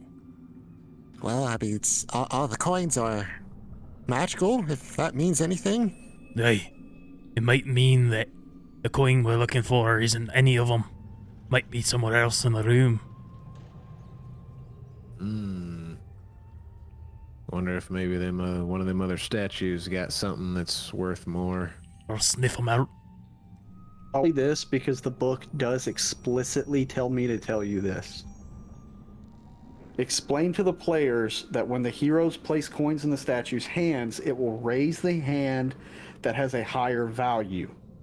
So hypothetically, if the heroes put 4 coins in each hand, and the right hand contains the fake, the statue will rise the left hand, and the right hand will stay lowered because the value is greater on the right hand, since one of the coins are fake. And then from there, you have to sit there and do deductive reasoning. Oh shoot, we only have 2 guesses though, right? What the statue said. So you could put, yeah, like you said, put an extra coin, because there's 5 coins, right? There's 9. Oh, there's 9 coins. 9 coins. Holy load. So that makes us assume there is not a coin hidden here that's the real coin. It's more about this, just finding out what the fake one is. Yes. Okay. Yeah, because if you added a coin to have 5 coins in each hand, and then that would eliminate 5 of the coins, but then you'd still have 5 coins left, and then... Well, you can't put 5 coins in each hand because there's only 9. Well, can't you put an extra coin in one hand? You could try and see what happens. I'm gonna say right now, I know the answer to this riddle, but I'm not going to say anything because my character is stupid. You know the answer? Oh. I figured it out. Now, the best thing for you all to do is to assign each coin a number. 1, 2, 3, 4, 5, 6, 7, 8, 9. That way you can call out which coin is the fake one. Is there like... Better yet, I'm just going to say each coin has a number on it. Okay. I'm just going to flat out say each coin has a number on it. So now here's a question. Is it like we have 2 strikes, or the second one is done? Like if you After don't... 2, it will ask you. Oh, okay. So you do technically get like 3 total. It's just you only have... Okay. You only get 2 attempts to break down what you believe it is, and then whenever you're asked, that's when... Okay, yeah. That's when you have to get it right. In that case, oh wait, actually, hold on. I don't think I'm that smart. Oh, Dendron's just an average guy intelligence-wise. Can we get like the riddle in the chat of the thing or something? Yeah, that's what I was Yeah, about to let's... ask. No, this Man, is awesome. I'll have to though. type it all up. Actually, Okay. I have the PDF. So let's say it's a cheat, and we can add an extra coin. So 5 coins in one hand, 5 coins in the other. 5 are eliminated, leaving 5. Add another coin. Now you're down to 6 coins. Oh, that still only narrows it down to 3. Which, oh my god. It must be simpler than that. That's my thing. It is kind Yeah. of simple. Like the book kind of gives you multiple solutions to it, and like how to break it down. I was like, oh, that's pretty clever. That's funny. Yeah, the 9. Let me get this in there for you. Is Taru smart? Mm, Taru's intelligence got is hella plus 2. intelligence, right? Yeah. Probably the smartest out of us then. Yeah, my intelligence is a +0. Same. So Mine's a -1. just a man Copy. and his dog. Just a man and his dog. There you go. All right, so whichever's greater, one of these. Oh my god. Today I learned I'm horrible at logic puzzles, apparently. All right. And as you're also looking in the room, you do see one door leading further north, and there's another door that you see leading east. Oh, I see up there. Yeah, well, y'all think about that a little more. I'm just gonna make sure these doors are shut. And Dendron will just walk up here and make sure the doors are secured shut. Yeah, so from what you can see, they do appear shut. Okay. Yeah, I'll just kind of keep watch over here while he thinks about it. Make sure nothing surprises the Is there smarter anything? folks. Is there anything currently in a middle statue's hand? There's nothing in his hands. Currently, both palms are empty. And where's the rest of the coins at? They're all laid out on the table. Okay.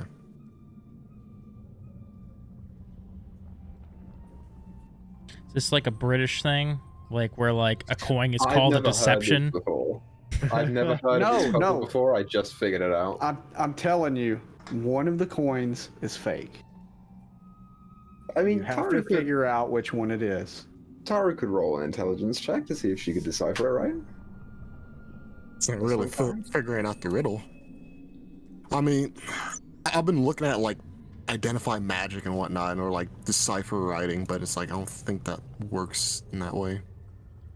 Oh, could I have also done what I originally had asked to do on like trying to see if like any craftsmanship looks any different on them? Like if it, I mean, because I am trained somewhat in crafting, so I didn't know if he could maybe like. What do you mean? Verify Like what is it that you're? authenticity. Like does one? Yeah, you can make a check for it. All right. Yeah. What should I do? Crafting, perception. I would say crafting or perception. Okay. Cool. So that is oh my god, 16 plus 7 is 23. So with that roll, as you're like kind of, I imagine you're probably picking one up and kind of inspecting it too. Yeah, like rub it between his fingers, try to bend it, stuff like that. They look identical, and they weigh in your hands exactly the same that you can gather. Well, the ghost is pulling some funny business on us because these are all pretty much the same. My friend Rising Wind, do you have anything to contribute to this conversation? It ignores you. It gives you a quick glance and then just turns away. Respect. I too am having a hard time understanding what this is.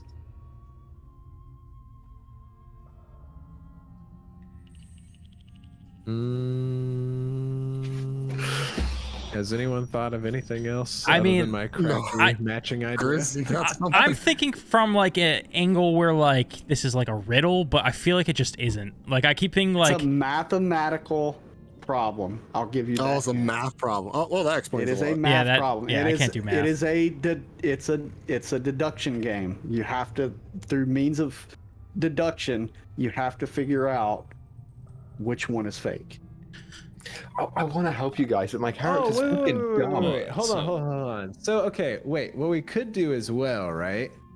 Let me think. So you could put half of the coins on there, and if the hands go up the same, then you can eliminate all the coins that you didn't put on the hands, and so now you're just between those.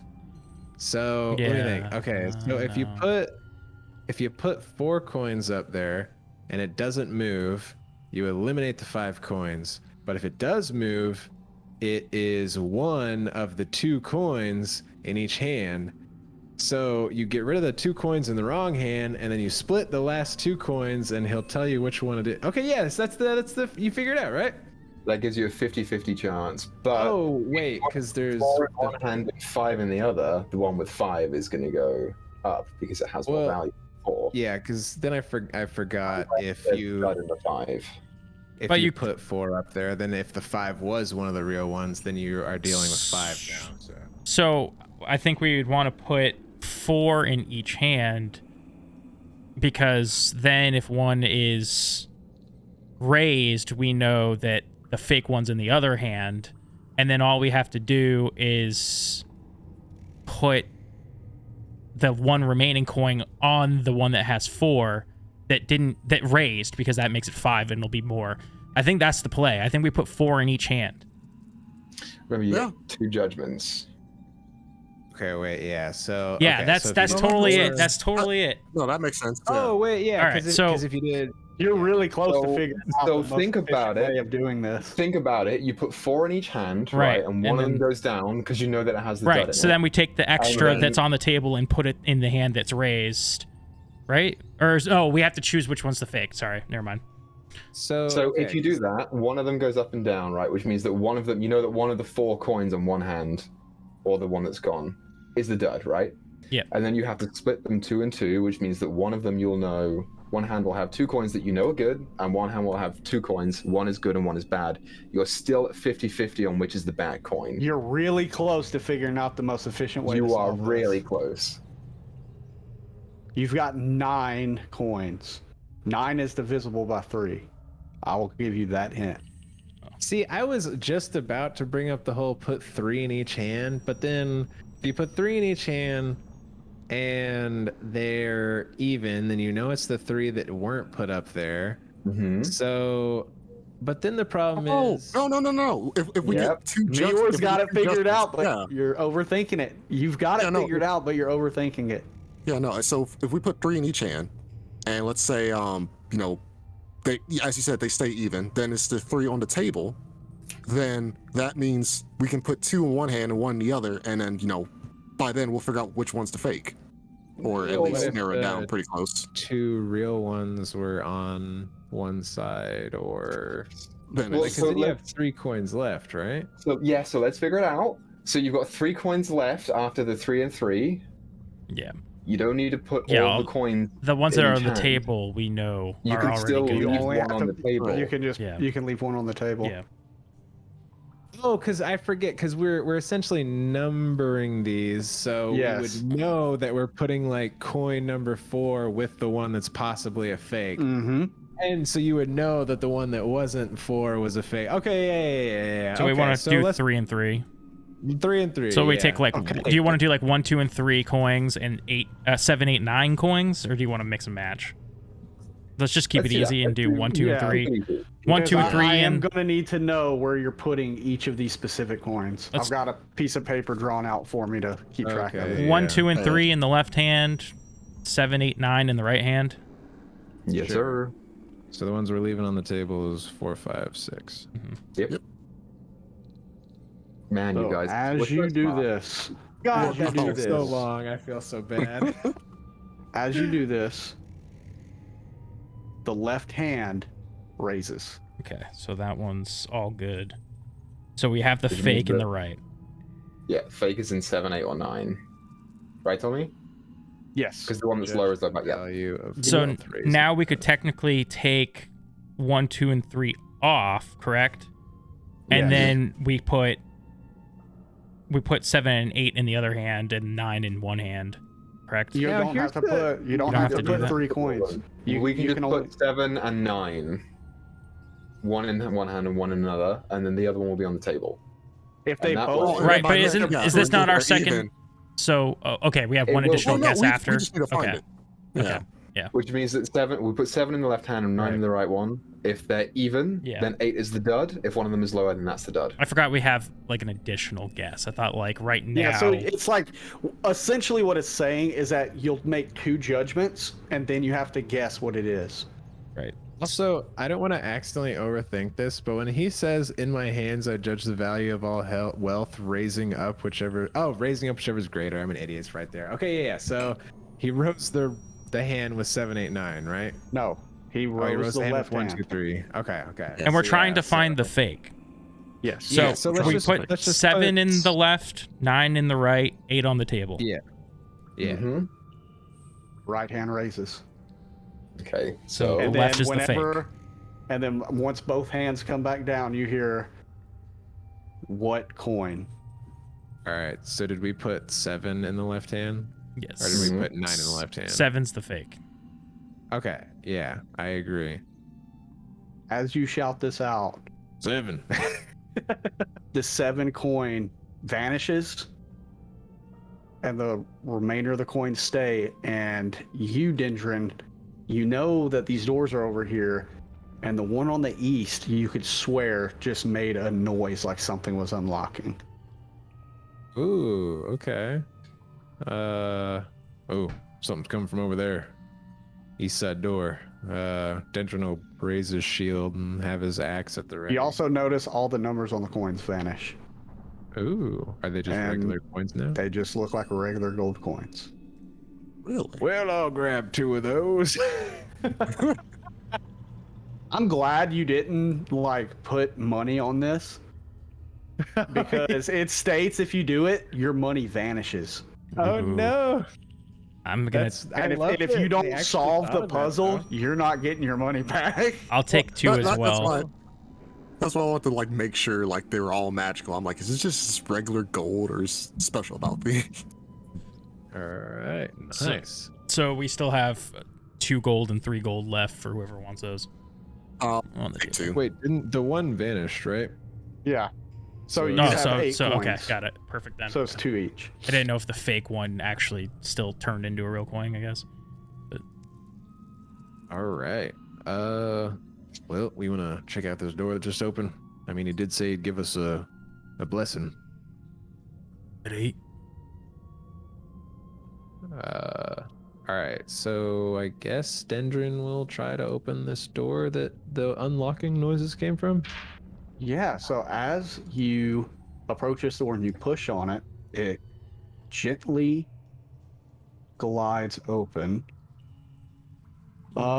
revealing a chamber that contains an old wooden chest emblazoned with the symbol of a key, which you know to be the symbol of Abadar?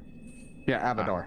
Well, Yes, and behind the chest is a massive contraption of gears and pulleys that looks like the inner workings of some unseen device. Well, hopefully this is helpful. I guess, so is this like a lever that's connected to all the pulleys and devices and whatnot? So no, that's just the chest. Oh, okay. Wait. So the thing that's on there is like the symbol of the key is kind of protruding off of it. To me, it looks like it's supposed to be a safe. Yeah, it looks like a safe, but the book says Gotcha. it's a chest. So. Okay, no. So we just all that other just jazz was what was like locking the door. Okay. All Maybe. right. Oh Jesus. Hey, Flowing Wind, do you want to just kind of put an extra oomph, make sure that door doesn't close? Sure. What do you want me to do? Maybe just stand in the doorway there and kind of hold each side. Maybe make sure it doesn't close for whatever reason. Is this a stone door? Totally. The worst case scenario will just crush you. So He's a strong fella. Did this door get lifted up, or is it like pushed to the side? Like, how did this It's like door pushed to open? the side. Okay, it's not He, lifted like, up. pushed it. Okay. So it's not like a slide. Okay. Okay, I don't wanted to make You sure pushed it open. Okay. that floating one wasn't about to get crushed. that's what I Oh was man, that'd be thinking. so awesome though, wouldn't it? All right, Dendron will open the chest, or I guess like press in the indentation of the key, I guess, or see if that does anything. You know what? We're gonna roll with it. Yeah, you push in it and the top opens up. Nice. As you peek inside, you see a pile of coins and a rolled up piece of parchment, and a small glass box containing a single emerald. If you want to spend some time counting the coins, it's 214 copper pieces, 22 silver pieces, and 3 gold. Wish I wrote that down. 3 gold and how many silver? 22. 22. Oh, geez. It's 100 copper per gold, right? Yes. All right. So that's effectively, and then it's 10 silver, a gold. So that's like That's 2. 5. It's like 7 gold, 3 silver, 1 copper. Okay. Yeah. Can I just say I give everybody their shares in gold and keep the spare silver and copper? Sure. Yeah, sure. Yeah, because we said, yeah, 5, 7. Okay, yeah, no. So I'll only take 1 piece of gold and give 2 to everybody else, and then just keep the extra copper and silver. Cool. All right. And then what's the note say? It's you open it and you're having a hard time reading it. Oh, geez. If you want, you can give me a crafting check. Okay. Yeah, let me do that. Oh, Jesus. That is 6. 6. Yeah, you don't know what this is. Right. And then you said there was an emerald in a glass box? Yeah, inside of a glass box, you see this shiny green emerald. Hey, Taru, you're pretty smart. You want to try and read this letter? And Sure. So, you'll take the letter and yeah, I do have decipher writing. So, it takes a minute. So And then Meor, you have to get the DC as well. Yeah, I'll pick up the glass box. you know what? We're just gonna do this. Give me a Arcana or a crafting check, real quick, Okay, I'm as you look doing at it. Arcana. Oh, the glass box? No, not you. Not Oh, you, sorry. Meor. Okay. That is a 23. 23. You know this is a scroll. Ooh. Now, Meor, my question to you is, can other people read this scroll? That Oh, if it's like a spell scroll or something? yes, it's a spell scroll. Because I know you read that entire chapter on magic casting. You know, it's kind of funny because I swear spell scrolls didn't actually come up in the spell casting chapter, but let me just see if I'm full of crap. Oh yeah, I must have just glazed over it because it is on page 564. Yada yada, exceptions, cantrips, folk spells, yada yada. This scroll is part of the casting, blah blah blah blah. If you find a scroll, you can try to figure out what spell it contains. If the spell is a common spell from your spell list or a spell you know, you can spend a single recall knowledge action and automatically succeed in identifying the scroll spell. If it's not, you must identify magic to learn You what divine? spell scrolls. I have a divine DC. Like, is your tradition? Is it a divine tradition? Because I want to say you are a divine magical tradition. I wouldn't know Because what that's how you. tradition Because that's how you got your Eidolon. If not, I Right. am. So,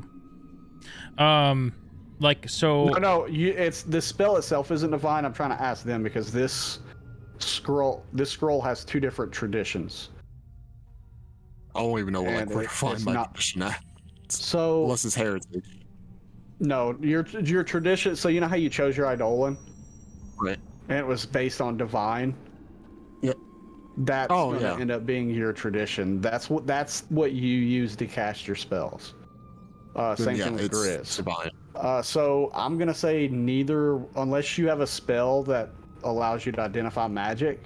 Is that a spell, Meor? It's Identify- it's or is it a a- exploration activity that you can do. Okay, what's So once you discover an item that you yada yada, you can spend 10 minutes trying to identify the particulars of the magic.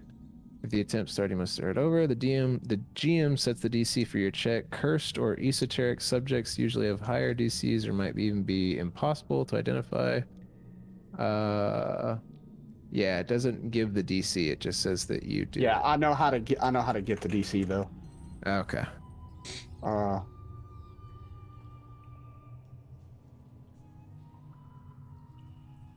So you can't read it. You're not exactly sure what it is, but you know it's a scroll, and you could spend some time looking at it if you wanted.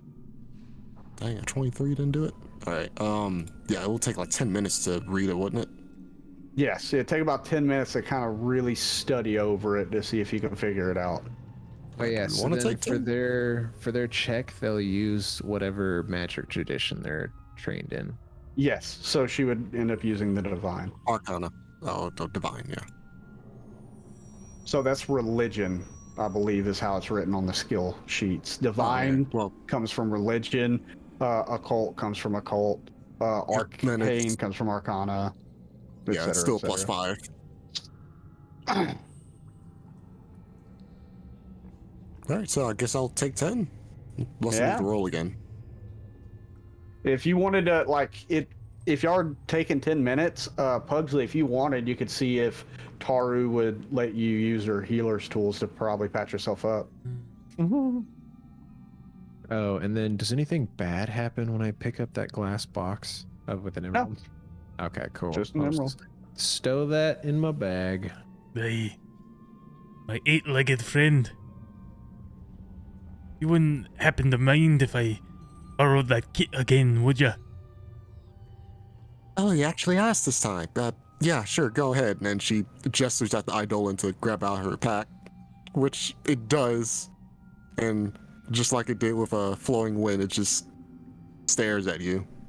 Hey, Not in such anger, but just stares. I'll stick I'll say, my... man, this angel's kind of an asshole. I'll hold my hand out to receive it.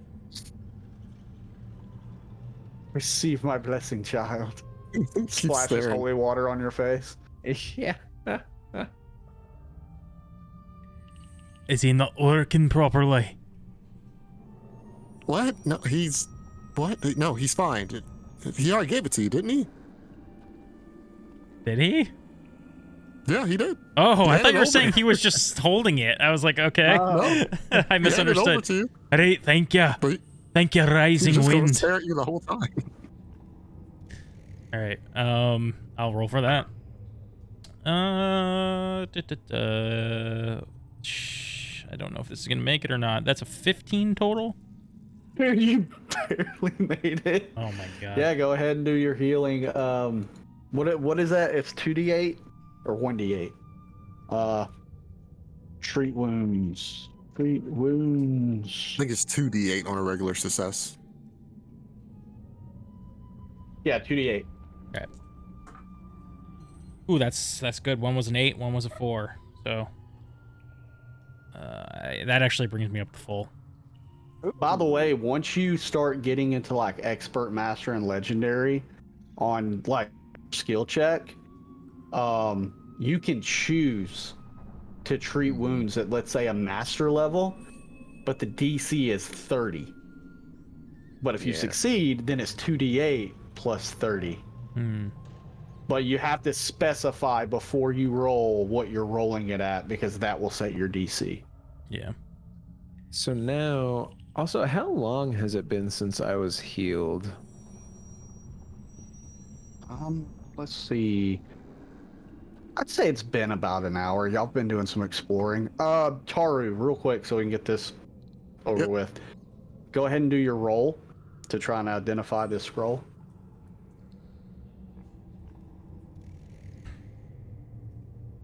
That is a 13. Yeah, you feel like you're like right on the precipice, but you're not sure. It's a first level item, so it is a DC of 15. We will figure it out later. I got a question. Well, you know it's a spell scroll, so it could be very valuable.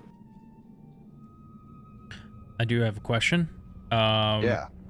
So on the Path Builder character sheet, it says shield 6 out of 6. Does my shield have HP? Yes. It does. How does that work? Do I choose? Can I choose to have the Unless shield take the damage there's instead of a- me? Yes. There's a feat that you can get Okay, that so will allow you to use shield block for a reaction. And whenever the attack hits, it has a hardness level. And any amount of damage that would happen after the hardness level, both you and your shield take that damage.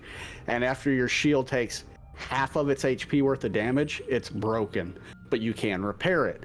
But let's say the remaining damage was 6, then your shield would be completely destroyed, and you So, wouldn't even be able to like fix it. I guess I'm confused. Why would I choose to have my shield and me take the same amount of damage? Because it Like when as it opposed to attacks- just me just taking the whole damage. So whenever it attacks, your hardness, let's say your hardness is 3 points of damage will be negated. I'm so Yeah, confused. from the attack. Right under shield where it says you're like Yeah, I 6 out of I 6. see the hardness. I have hardness 3. Yeah, so basically hardness is just treated as it deletes that damage. It's just gone. Yeah. So- let's say you took a hit for 5 damage and you have hardness 3, it takes 3 off. So instead of taking But 5 that it only damage takes yourself, that 3 off if I have a shield and use the shield block feat. Yes. Yeah. Okay. Yeah. I Just raising do your have shield that. won't do that. I do have the shield Yeah. block feat, so I should be using that. Well, It does use your reaction. Yeah. Yeah, and it's kind of, you got to be careful. Like the way I've used shield block, that's one of those things where it's like, okay, I can't be taking damage, and this is like a Hail Mary kind of thing. Or if you know you're fighting a bunch of weak little bastards, and you have like a really good shield that's going to negate most of that damage. And because the better the shield you have, the more HP they generally have also. So I'm you can confused use again. it. So I thought that I can only block the amount of damage that my hardness is, not Yeah, the amount. yeah. So wouldn't that okay, situation, right? So I get attacked for 7 damage. My shield has 6 HP. I How much use hardness does it have? it says 3. Yeah, there you go. So, okay, that's not answering the question though. So I use my shield block reaction. I get hit for, it hits. It's gonna do 7 damage. I can use my reaction to negate 3 of the damage. Yes. But the damage threshold. So the damage I would receive is 7, but then -3 for 4. Mhm. But does that mean my shield still takes 6 damage, or does my shield only take the 3? The hardness. It only takes 3. Okay. So it's like punching a wall. Like Wait. So the wall's gonna negate you punching it to an extent, but eventually you're gonna be able to break it. but yeah, in that scenario though as well. So for the 7 damage with hardness 3, there's 4 left over. So you're gonna take 4 damage, and your shield's gonna take 4 damage. That's what okay, that's what I was asking though. So Yeah. my shield takes 4 damage, doesn't take 3 damage? No. So you subtract hardness from the damage, and the damage that's left over is what you take and what your Okay. shield takes. Yeah. Wait, So so in that I would case, take that would 4 break- and my shield would take 4? Yes. Yeah. Okay. Yeah. See, that's that's confusing as shit, dude. It's a thing you'd more use for like small creatures, I'd say. Because if you can totally block that damage with the hardness, you and your shield take nothing. But if you take a huge hit, I probably wouldn't block it. Yeah. That's so Alright. confusing though, because if he chooses not to do that, then he'd take 7 damage. But if he chooses Yeah. to do that, then the total damage is 8. Yeah. Because 4 on him and 4 on the shield. What? Yeah, what but is the he's not benefit of that? taking that damage, though. It's still just the item taking it. It's not like he lost 8 HP.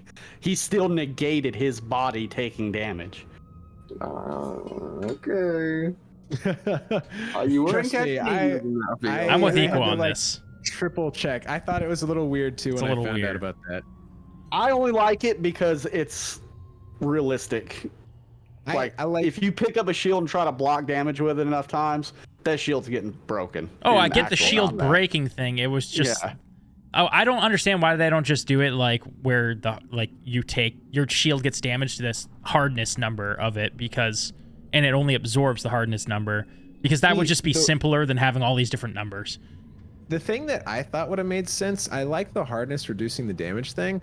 I thought that you as the person and the shields should split the leftover damage. So you take 2 and the shield takes 2, as opposed to you take 4 and the shield takes 4. That Yeah. made more sense to me, but whatever. It's not too bad. We'll see how that works. I'll try and use it sometime if we fight something small. Plus, You're gonna find a non-bucklers lot of have small way stuff. more health, so...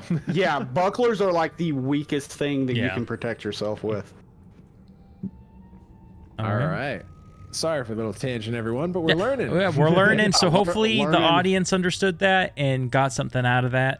But I felt like it was a good thing to learn, you know? Yeah. Yeah. All right. So... Hardness and stuff does also come into play to where if like an enemy were to like take an item out of your hand, they could then say, oh, I'm just going to destroy their item. And then they could start attacking your item that you no longer have possession of Okay, that's and cool. destroy it. That way you're like, I've got nothing to use. Like they Yeah. just destroyed my equipment. So, and like anytime like y'all try to break down a wall and stuff, all those rules go into play on my end or the GM's end to know how much damage you're doing to an object. Also, we can use doors to our advantage because you Yes, gotta you use a can. lot of actions to get to a door, open the door, move Yeah. through the door. Okay.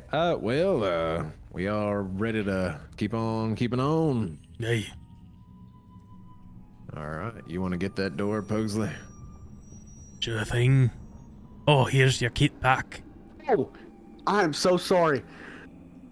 When you open that chest and you look down, you also saw what looked like a lever. Oh, hold on a minute. There's also a lever here. I don't know how you I'm missed so that, but sorry. alright. I'm so sorry. My eyes, I got dark vision, but down in this chest is super dark. She's gonna pull the lever. Whoa, you're just pulling the lever? You ain't even pulling looking the at it? lever. No, he's Okay. just pulling it. He said it'd be a Pull the lever, crunk. We're pulling the lever. All right, lever pulled. Nothing happens. Nothing happens. Yeah, this place is pretty old. Maybe it broke. Ready? All right. Yeah, Dendron will just follow Pugsley. Thanks for making sure the door didn't close on me, Flowing Wind. Do you guys ever sit and think about how maybe we should have gone into the zombie room? No. Oh God. No, not really. I mean, I was making the case to make sure Grandpa didn't eat somebody if the zombie ever found his way out, but I start sliding the stone door. Tight, cool. Wait, which stone door? The one that I'm at. I assume it's a stone door. I don't know. Okay, yeah. Okay, so as you start to open this door,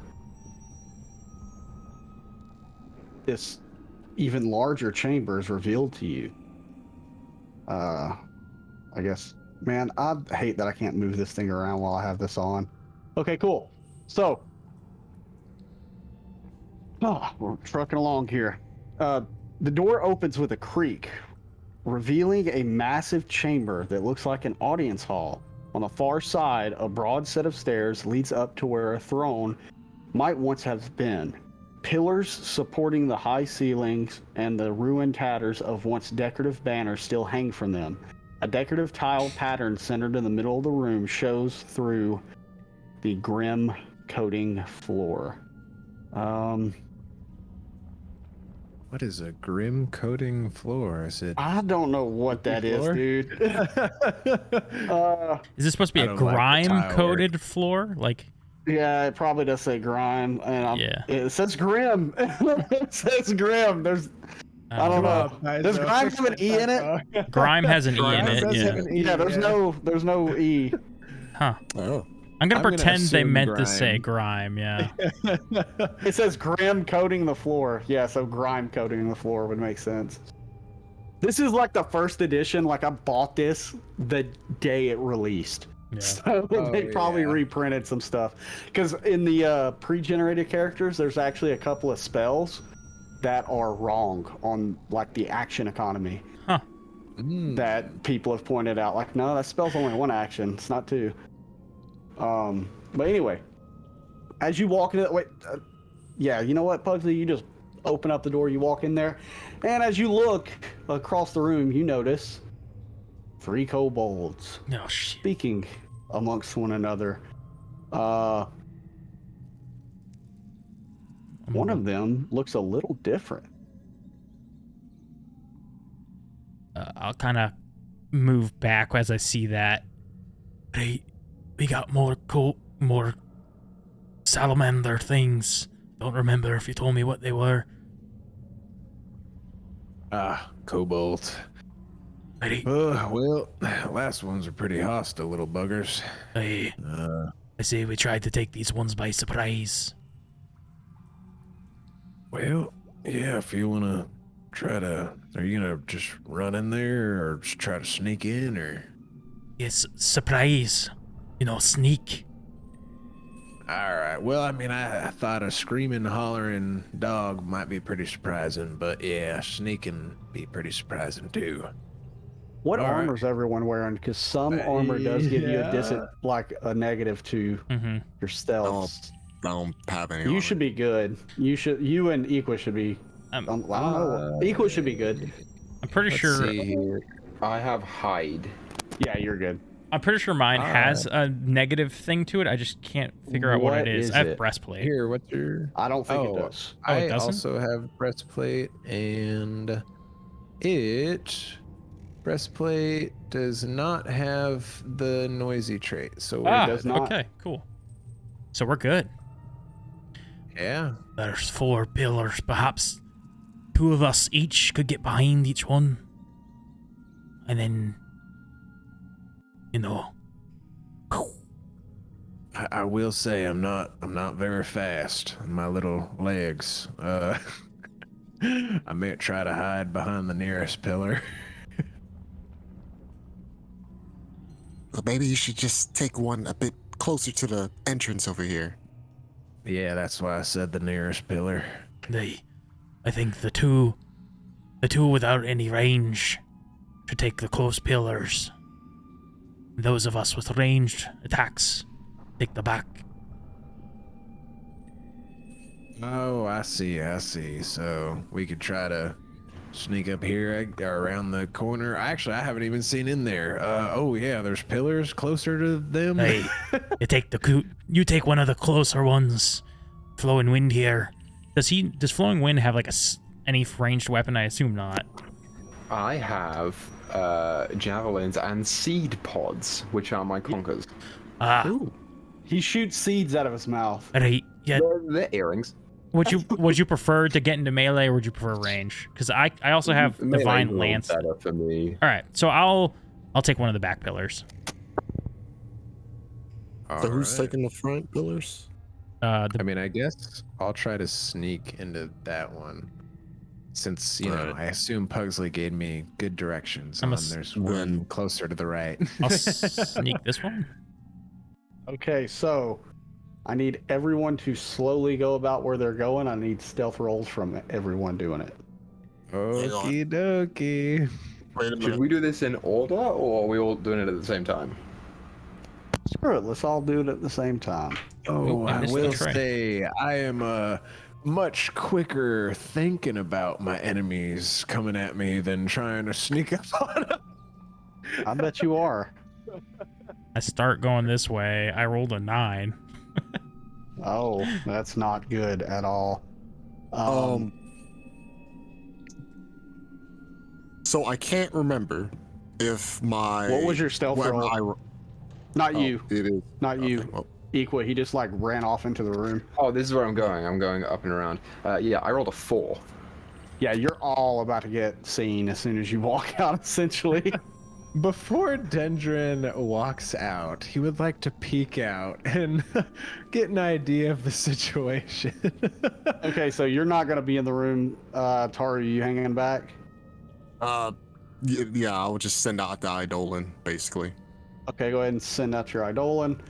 I mean, Well, the plan is I'm going for that go pillar. Back where you're, yeah, but go back where you were at. Okay. I'd say Probably the Eidolon's gonna go right there if Flowing Wind's not moving up. Yeah, I ain't being Yeah, sneaky. I'm just taking a good look. so. But- As soon as go ahead. I'm sorry, I was about to say I can't remember if whatever I roll, it counts for my Eidolon, but yeah, it's a 13, and me and my Eidolon only has like 1 difference in stealth. Well, let's see what their DC is on this. Sweet. Now, in Pathfinder, don't you like usually, as the DM, supposed to roll all of our stealth or something? Yeah, but the beginner box, it does like there's times when it introduces it, but most of the beginner box, it tells the players to do it. Oh, interesting. Okay. From whatever I was reading, because this is like introductory. It's like very beginner rules, and you get the core rule book, and then I would think that they would want you to learn the rules. yeah, That's so I weird. mean, Do they most do of the any rules blind are checks here. in there? There's like 2 or 3 that happen, I believe, in the book. It's usually near the end, and it's just to slowly introduce all the rules to you. Cool. That way, they're not like in the first encounter, someone tries to do something. It's like, okay, let me pull out the 600-page rule book and throw it at you real quick. Yeah. So, as soon as you all enter this room and try to get where you're going, you see these Colbirds, these these kobolds turn and look in that direction as they see y'all coming into this room, and you hear them like starting to like yell and talk amongst each other. Go ahead and roll initiative. You are going to use your stealth. Anyone who is stealthing is using stealth for their initiative. Well, that's not good. Thank God I wasn't being a sneaky boy. We still have the -1s from the Oh, I still rolled like crap. No, though. y'all don't have -1s anymore. I'll say it an hour's passed. Oh, whew. Y'all spent some time in that room. So does that mean I also don't have my like weird crit thing anymore? No, theirs only lasts for an hour. Yours is you can call on them Okay. like at any point in the day. I got a 10. Oh, never mind. I forgot we were written in the chat. But for the audience, I got a 10. I got a 19. 11. We didn't do very well. I'll be right back. I got a 19. So this is not using perception, this is using the regular initiative.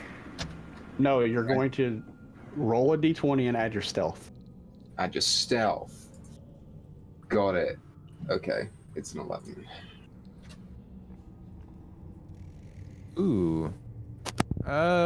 You can go first, Equa. Thanks, man. I appreciate it, dude.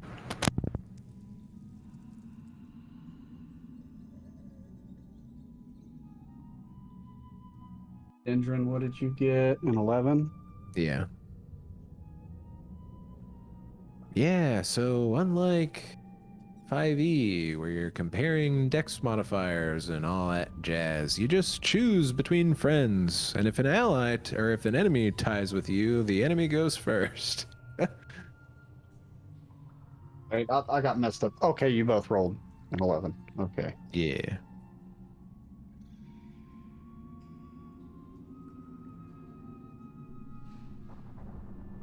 Okay, sweet. Let's get this music going here. Da, da, da, da, da, da, da, da, da, da.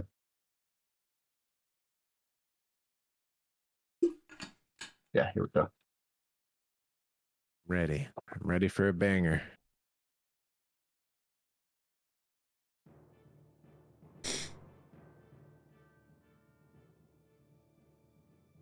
Oh, I gotta turn that up a little bit for me. Yeah, why is that so quiet? Might just be that specific song is quiet. Yeah, maybe. Hold Oh, on, that's not the yeah, one. that's good. It was getting There a we little louder. There we go. This Ooh. was it. This one makes me think of like Zelda or something for some reason. This one always makes me think Okay. really intense, like boss battle or something. Oh, it's coming later. Don't worry. Oh no. All right. So first off, you see these 3 kobolds on the other side of this room One of them looks a little different. You see, as it's standing there, it has like this short sword and these spears, but you see these traps hanging from its body. As it perks up and it sees you all, it's going to... Let's see. Yeah, here we go.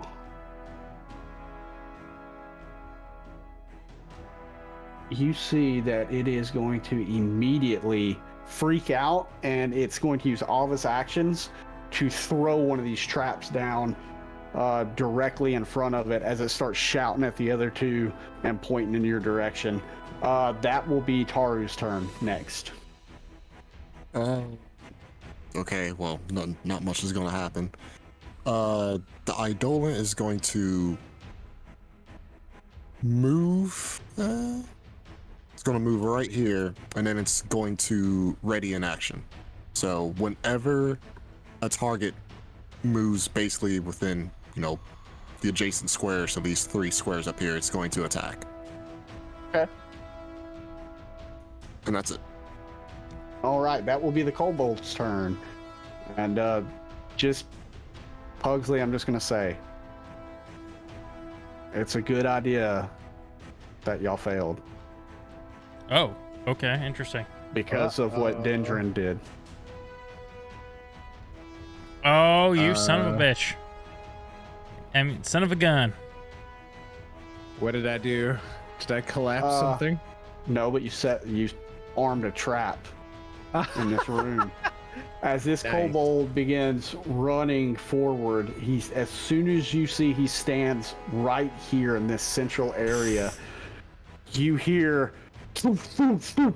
as these spears come launching out of this like concave this wall over here, launching directly towards this unsuspecting kobold. Let's see. Man, it's got a +10 to its range strike. I watched these spears This thing go is past. so damn. It crit. It rolled an 18, and it's a +10, which makes it a 28. Damn. This kobold's gonna die. I watched these spears go flying past and impale this thing, and my eyes go wide. That's 8. That's 8 on the die because I doubled the damage die. Then I got to double the piercing, which is another 8. So this thing takes 16 damage right off the back as it stabs into it, and it goes flying across the room and impaling on this pillar as it's like dangling right over the head of this other kobold that you saw throw this trap out.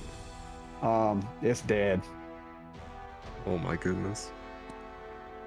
This is not the song I meant to play, but we're gonna do it. It's good. Yeah, that leaves this other kobold as its like eyes get wide. But it has an idea of what's going on, so it's going to actually just climb up here real quick and start making its way over to old floaty boy and try to stab him with a spear. What's your AC there, Flo? It is 17. 17. So 19 plus 3. That it's not a crit. That's the important thing. Flo, you are going to take 4 points of piercing damage. And that will be its turn. And that is now Equa's turn. As this kobold just ran up and stabbed your leafy boy. Unfortunately for you, my friend, you have just made the most gravest mistake of them all, and I would like to rage. And then I will stab at it with my longsword. Yep, that's what I'm gonna do. That's cocked, but it's really good. That's worse. It's a 15 to hit. Unfortunately, that does miss. Wait, do I get a bonus for attacks with rage? I don't know, do you? 2 additional damage with. I know you get additional damage. No, you don't get an additional bonus to hit. All Which is right, fine. so that is going to be a miss, but you still have another action. I will swipe at it again. Because why not? And it's a -5 Yes. to the second attack, which makes it a 14. So That is also a miss. As it stabs you, you make 2 quick swipes on it, and missing both times. Crud. That's it. That's all I got. Indrin. Alrighty. Oh geez. Let's see here. So 5, and then that would be a 10, so that'd be 15, and then 20. Okay, yeah. So I'll come in here, stride over to my pal, and give a swing at this fellow with my axe. With my second action. Oh geez, okay. Ah, damn. Darn. So that is a 12, which probably doesn't hit. I'd like to use my last one to try. So What was that? What was the 12. Yeah, no, that didn't hit. Okay. Last one. Ooh, that's better. But it is a -5, so that's only a +4, so 18. 18, that is a hit. All right, let's give him a swipe with this bad boy. So that is, of course I rolled like crap. That's 7 slashing. 7 slashing. You viciously swipe down on this, or chop down on this thing, and put this thing on its last leg. As it's bloodied immediately, you just chop down into its shoulder, almost completely removing the arm. I'll just say, why y'all so aggressive? And that's all I got. All right, Pugsley, you're up. Okay. What's the rules for like I don't know, is it like a special ability to be able to move like through an enemy? I feel like You can tumble through. and that's one action?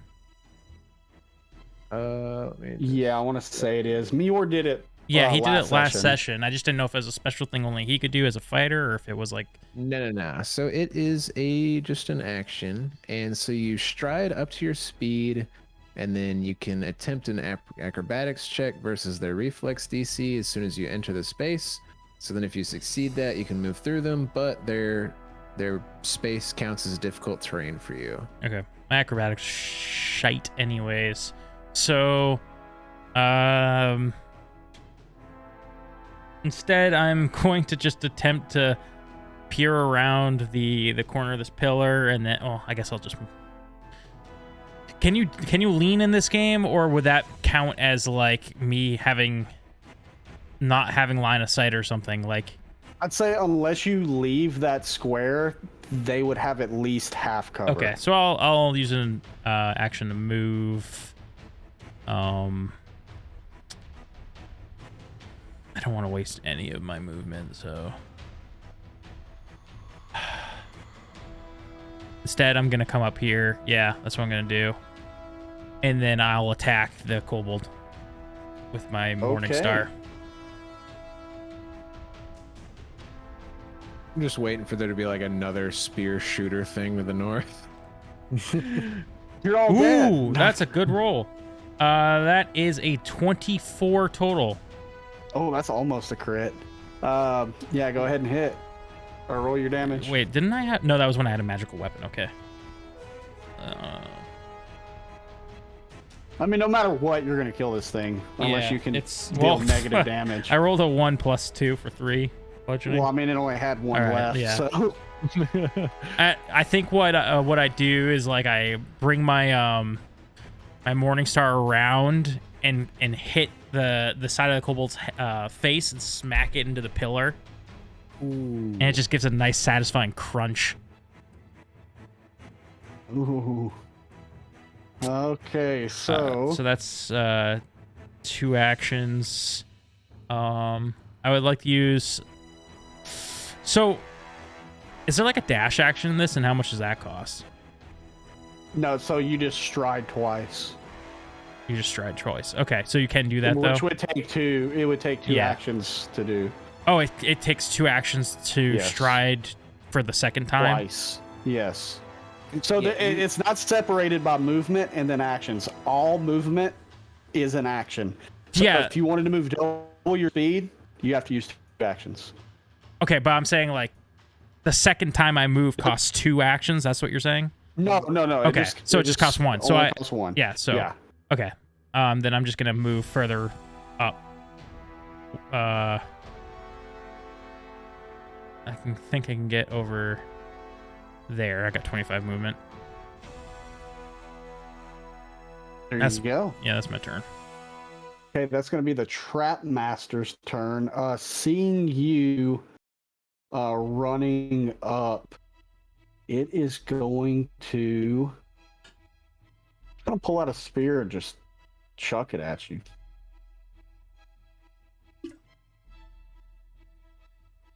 That is a 22. Ooh, that hits.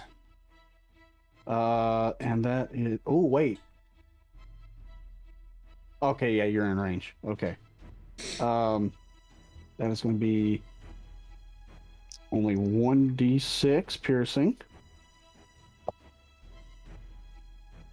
Am I above him or below him? Just out of curiosity. You're Which way slightly does- above him. I'm slightly above him. Okay. Yeah.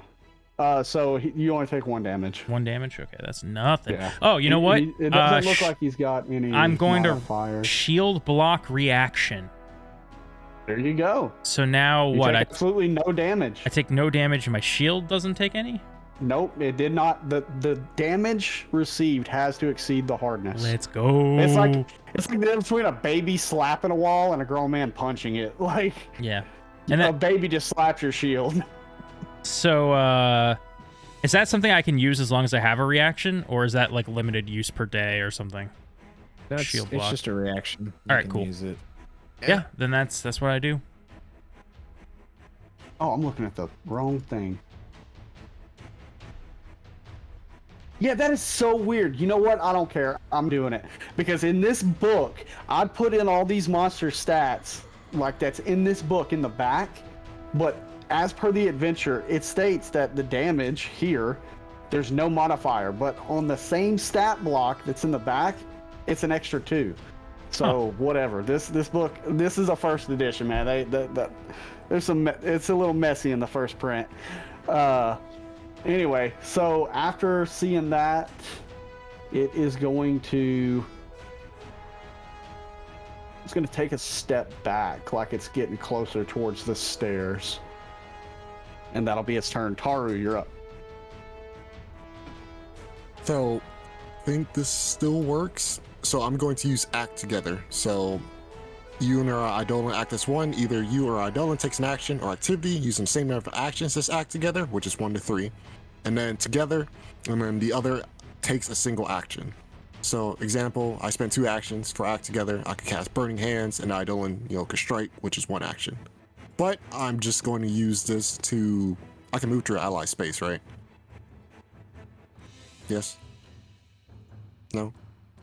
You Yeah, can move my further. internet froze. Oh yeah, your video quality is real bad now. Yeah, it froze for a second. I have no idea what you were saying. You can move Oh, through so- enemies, yeah. I mean teammates, sorry. True. Allies. Yeah, you can that's move what I through meant. teammates. So both me and the Eidolon have 25 feet of movement. So it's just going to move here and then over there. And then Taru is just going to move up and over. And that's it. Okay, so that is what would be the kobold's turn, but they're dead. Equa. Okay, so I have a question about this seed pod. I'm gonna whack the description in the chat box. Your body produces a nearly endless supply of hard seed pods. You gain the seed pod ranged unarmed attack with a range increment of 10 feet that deals 1d4 bludgeoning damage. These strikes have the manipulate trait. So you're going to have to do an unarmed attack based on your dex. Okay. And I have to use an action to pull one off, and then use an action to throw one. Let's see. They do have the manipulate trait, so I would say yes. Okay. So it was 5, 10, 15. But I don't know, like when in my game that I played as a Leshy, we didn't do it that way. I just spit seeds out of my mouth, so we just did it as one action. But yeah, I didn't realize that it's got the I would say no, because I'm looking at Seed Pod and it doesn't look like. I would just say that that's just going to be an action. It's something that you can quickly do. I'll just say that. I'm just going to make a ruling. Someone in the comments can correct me. Okay. But it still does have the manipulate trait. So I'm going to say, like, if you were to use this in front of an enemy that had an attack of opportunity, they could attack you. Okay, so I'm going to go 10 feet, 15 feet, 25 feet to get down to the stairs. Like that's 20 because it's 5 feet of movement on your first attack. So I'm going to move right there instead. Okay. And then I'm going to use, I guess, my remaining 2 actions to throw 2 seed pods at it. All right. So what do I roll for this? It's a d20 plus dex. It's going to be your unarmed strike, but you're going to be using dex for it instead of strength. So. Okay. The first one is, I don't know what the modifier for unarmed strike is. If it's just plus dex, then it's an 8 plus whatever it is. So it's an 8 plus 1 is 9. Which I'm pretty sure doesn't hit. Yeah, no matter what you add to that, you're not going to hit, so. And then on the second attack, it's still a -5? Yes. Okay.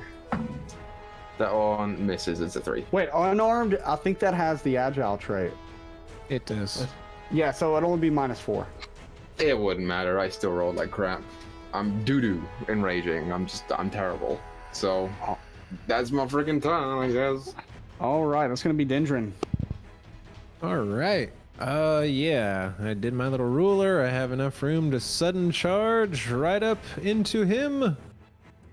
And I will smack him with my axe, or try to, unless I stepped on anything on the way there. Nope, you're good. Okie doke. So, oh, all right. So 16 plus 9 for 25. That's a hit. Nice.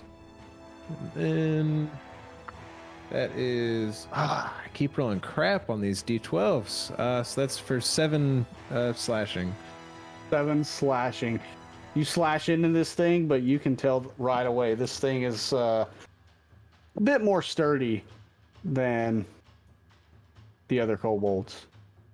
All right. I'm scared. Do I raise my shield for a little extra AC? Nah. Oh, he's mad. He's gonna go for his last swing. So that's a -5. So that's still a +4. So 18. 18. That is a miss. Oh, he's just gonna yell out, "This is an agile one. Watch out!" And that's all I got. All right, Pugsley. All right. I'm gonna use my first action to move right up to his side. And as I get up there, I'm going to try and go for his legs and trip him. Ooh, nice. So he can't run away. That's my hope. So I have to make an athletics check against the target's reflex DC. Good luck. That's a 14. Nope. Damn. As you see, you got to trip him, and he just kind of hops up real quick out of the way. All right, and then I see it doesn't work, so I bring that Morningstar back around and give him a slam. Okay. It's a 15. That is going to be a miss, unfortunately. Hey, shit. That's my turn. That is going back to the top of the round, I believe. Yes. Let me see something here. That'd have been awesome though, because then I could attack of opportunity him when he tried to get back up. I might actually. He might take a little inspiration from that idea, because I have a +7 to athletics. Okay, this thing is going. Don't call me man's best friend for nothing. Line him up and knock him down. I'm just gonna try something stupid with this thing, because screw it, it's a kobold. It's gonna take a step Oh, you Action. lucky son of a gun. to get right next to you, Dendron, Uh-huh. Ooh, he's gonna try and put you into the trap. and it's Oh. going to shove you. Hold So I on need a to know what your fortitude DC is. Let me just check something as well. Damn. Shove doesn't have. Does it? It's an actually attack have action. any- Oh yeah. Okay. So yeah, my fortitude DC is a +8. Or sorry, It's so gonna it'd be 18. Yeah. Yes. Oh wait, hold on. I'm a rock dwarf too. This does something for shoves. I forgot about this. Yeah, you gain a +2 circumstance bonus to your fortitude or reflex DC against attempts to shove or trip you. So it'd be a 20. A 20. Okay. Because I'm stout, made of rock and stone. Nice. Oh, sorry, I gotta do that in my Western voice though. It doesn't made have out of rock good. and stone. It doesn't. Hey, yeah. So it's only going to be an 18. Whew. You rolled an 18 on the die. Oh, However, he has no bonus to his athletics. woo! A range of emotions. Range of emotions. But what he is going to do is Tries to push me. I just puff my chest out, smack his hand back.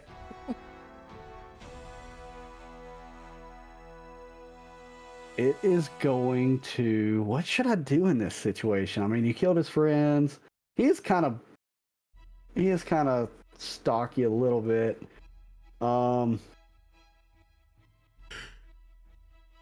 It is going to do a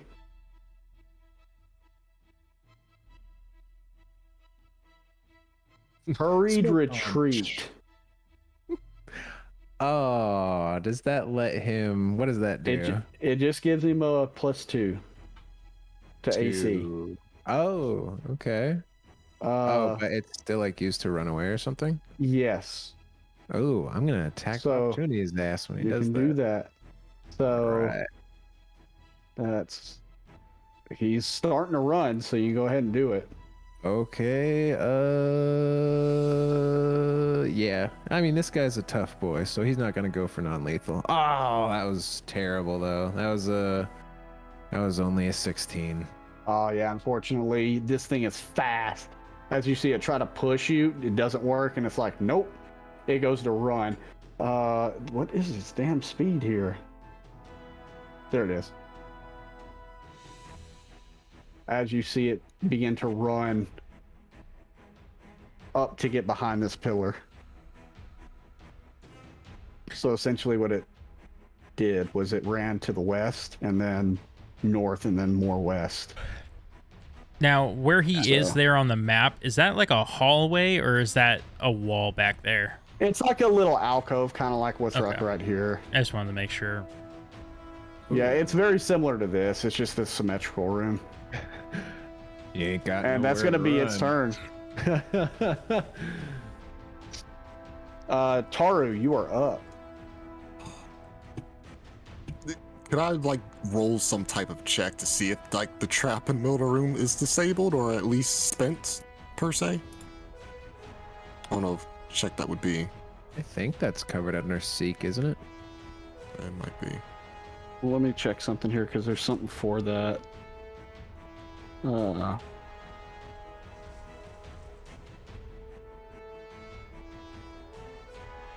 Yeah, I think it's seek. If Oh, you're using you seek, it's more. can.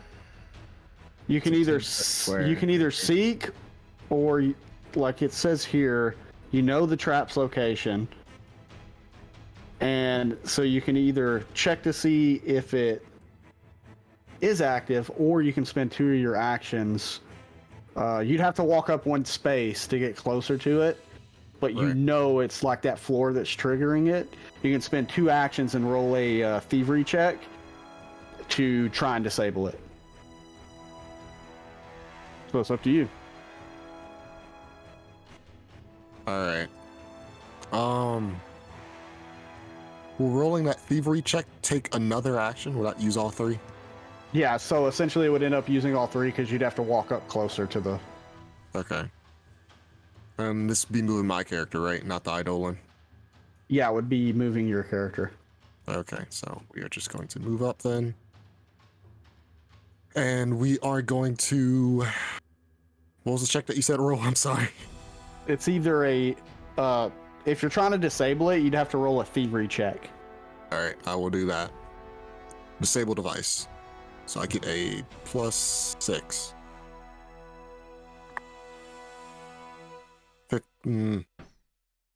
21. 21. Yep. So as you look at it, you're like, oh, this thing's still active. You don't know how quickly it is, because, I mean, it did shoot stuff out, so you don't know if it has, like, a reload function it's got to do, but you end up disabling it. All right, well, that is it then. Equa. Is me. Okay. Trap is disabled.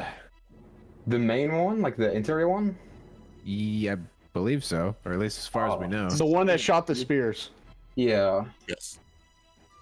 That makes it a little easier for me. Okay. I'm going to just use 1 action to move 20 feet up here. Do we know if it's disabled permanently or just temporarily? It's disabled. She- Honestly, she broke bro, floating wind doesn't know. I'm just going to stay there, and I'm going to use 2 actions, 1 to draw and 1 to throw a javelin. Okay, go ahead and roll. I haven't hit an attack all night. Not one has hit. Get that strike. hit me God. That is... Oh, it's only a +4 to hit? I thought it was +5. I don't know why that's changed. Regardless, it's a 23. 23. That hits. Okay, I'm raging. Ooh, yeah. So you get 2 extra damage. But that's 2 additional damage with melee weapons and unarmed attacks, so it doesn't... Oh, so it Melee doesn't apply. strikes. Damn. Dang. God. This character sucks, you guys. It's 8 points of damage. 8 points. That's good. As you shoot this spear. Why did I close that? As you shoot this spear into this kobold, or this javelin, it is still up though. Of course it is. Of course it is, dude. That's all my Weakening it. turn. You are weakening it, but it is definitely still up. That's my whole turn. Hold on, I gotta No. do this real quick. Okay, let me move him back. Alright. Dendron, that's you. All right. I'll just say you're not getting away that easy. And he will... So that's 5, 10. And then this would be 10, so that'd be 20. Yeah, he's doing the sudden charge thing to get in with 2 actions. And yeah, he's going to attack with the axe for that. And... Oh, that wasn't great. Come on, that's a 18. That's a miss. Oh, he's so tough. He's a fast little bastard. He is. All right, you know what? He's gonna go for it again. This thing doesn't seem to be fighting back. So, oh wait, hold on. Actually, I gotta reread Trip. Oh yeah, Trip. Oh, Trip is technically has an attack, so it would have the multi-attack penalty, wouldn't it? Yes. It didn't say attack when I read the Trip thing.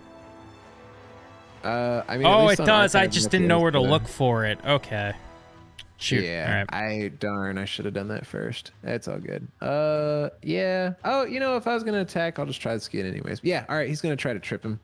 So, although actually, how does that work? Because it has the attack manipulate, but it says attempt an athletics check against the target's reflex DC. So does the It's still athletics an check attack. take a minus? Okay. It's okay. your roll will still be a minus. because it is still an attack. Okay. Yeah, I mean, I only have 2 less athletics than my hit, so I'll still go for it. All right, do me good dice. Okay. All right, so that's only a total of 12, so. Yeah, unfortunately. He is a will miss. squirrely fella. All right, that's all I get. All right. That's going to be Pugsley. So technically, last turn, I would have had a -5 to my attack roll because I had tripped first. I just didn't realize it was also an attack action. But it wouldn't have mattered anyways. I missed either way. Yeah, you didn't hit him, so Yeah. it doesn't matter. Doesn't matter, but I just wanted to clarify. Oh, but since you didn't do it, I'm just going to put him back at full health. We'll just start it over. I'm gonna just start moving up. Let's see. He's gonna at least have to use 1 action to step away from me again, thankfully. Unless that nimble thing acts. Not if he does something else. Oh boy. Divine Lance takes 2, so I don't know what to do.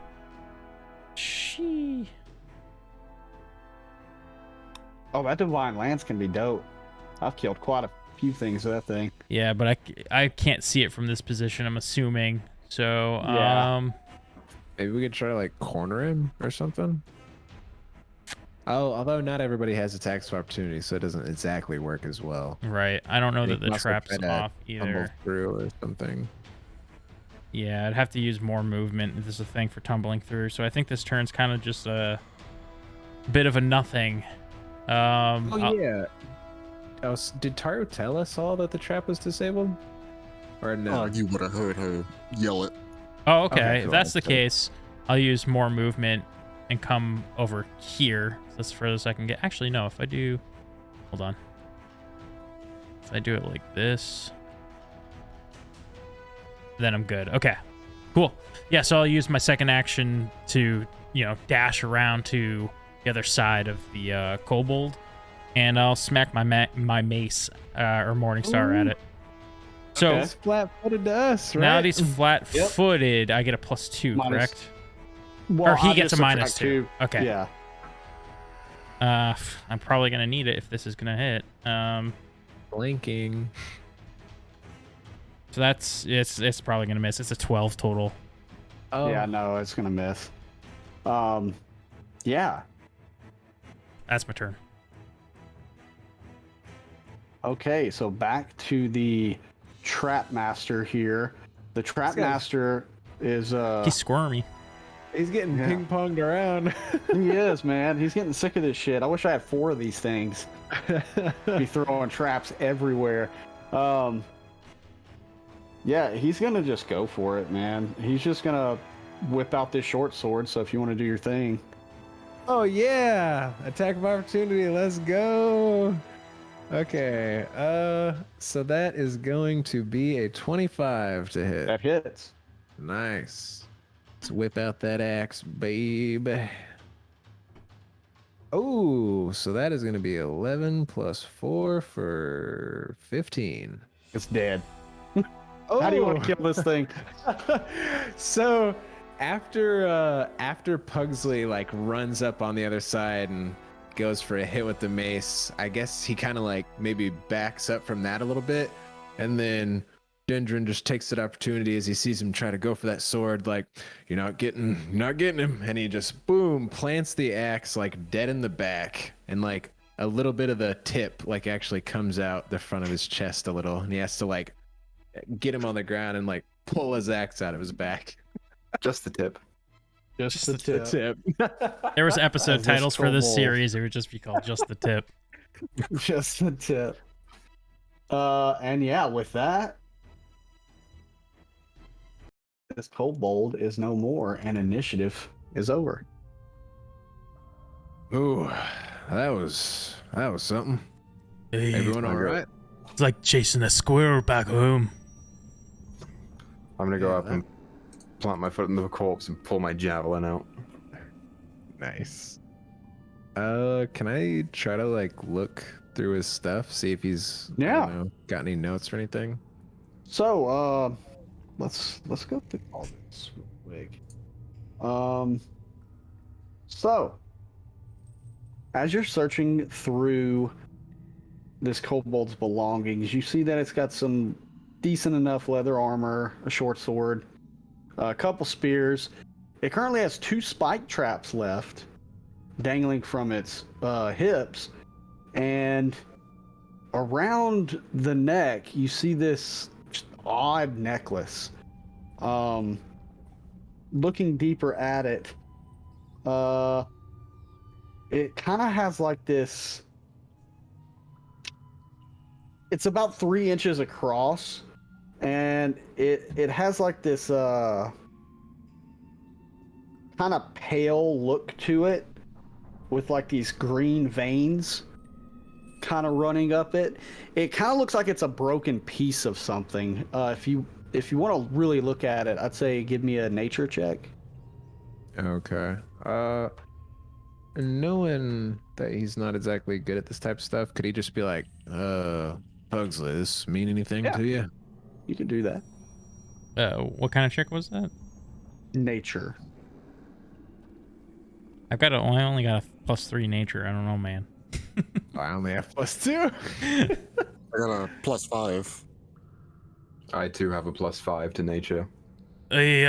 Perhaps someone else should take a look at it.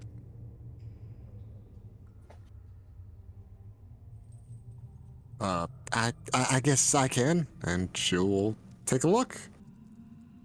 No, I'm using different die. Hold on, wait a minute. As I drop Hold that up, one, we're not wait a using that one, I minute. guess. Dice jail. All right, cool. So 23. 23. You know this looks like kind of a big piece of an egg fragment. Interesting. It looks like a eggshell of some kind. Well, If anyone wants to do recall knowledge on kobolds, We already determined I don't know what they are, so I will not. I mean, I guess I could do it again because I did get. You told me that they like revered dragons, right? Yeah. Yeah, I can try it again. What skill should I use for it? You can do a society check to get like more in detail with kobolds, or you can do a nature, but with like less detail. Ooh, okay. You go for it. Let's see. Oh, geez. Yeah, so that is a 3 + 0 on that society. Oh. Well, trying to understand more about like the type of jewelry they would wear and stuff like that, you're not really coming up with anything. But Aru you can. do go ahead. Let me see. I think I got, another +5 because I'm trained in society. That is a 20. 20. So as you're looking at this, Dendron,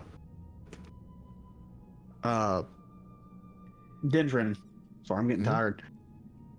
You're kind of drawing a blank. I mean, it's jewelry. You don't really know much about kobolds as far as like their fashion sense, but Taru,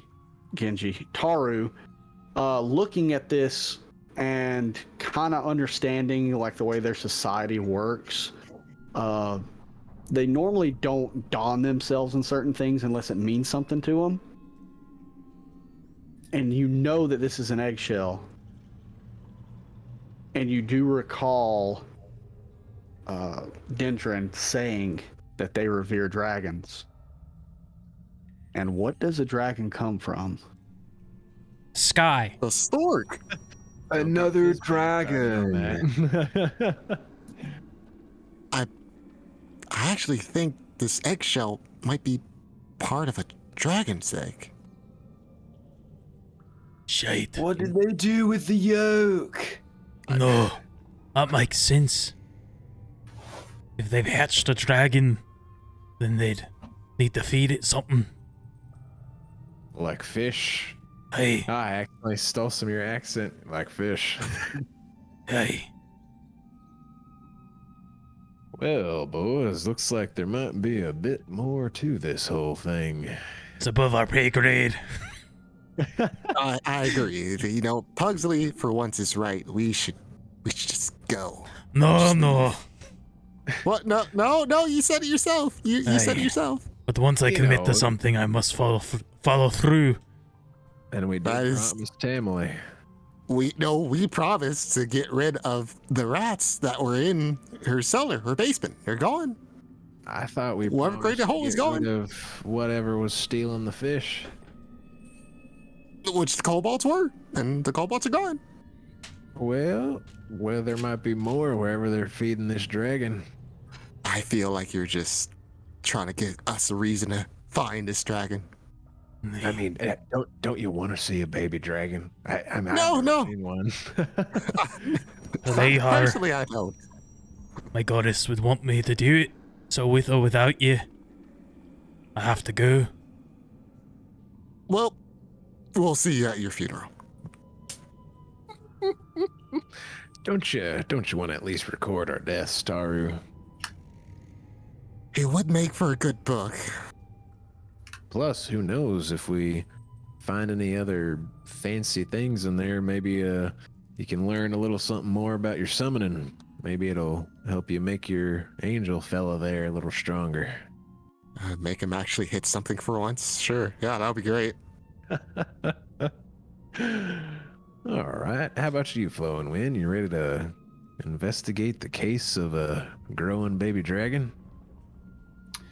I go wherever the wind takes me. I do not sense any wind down here, though. There's absolutely no wind down here. Perhaps if we do this, the town might recognize us as more than just misfits. Yeah, maybe we could get some real jobs. Nay. Let's get the big going. I mean, I didn't really care about any of that. I'll just go because you guys are going, I guess. I mean, Will there be a baby time wizard as well? I hope not. Not sure about that one. Yeah, you better hope not. I don't want to fight no thousand dragon. Yeah, I don't want to fight no thousand dragon. I'll tell you what. Bunch of level 1s taking on an ancient dragon. Let's go. Ooh. 1,000 dragons is 1,000 lifetimes of wisdom, my guy. Think about all the knowledge we could learn. You know? Disagree. 1,000 lifetimes for 1,000 years of life doesn't make very much sense. Most things live more than a year. I don't know what you're saying to me. It's a lot of numbers. Think about the knowledge you would get from it, though, you know? Nay.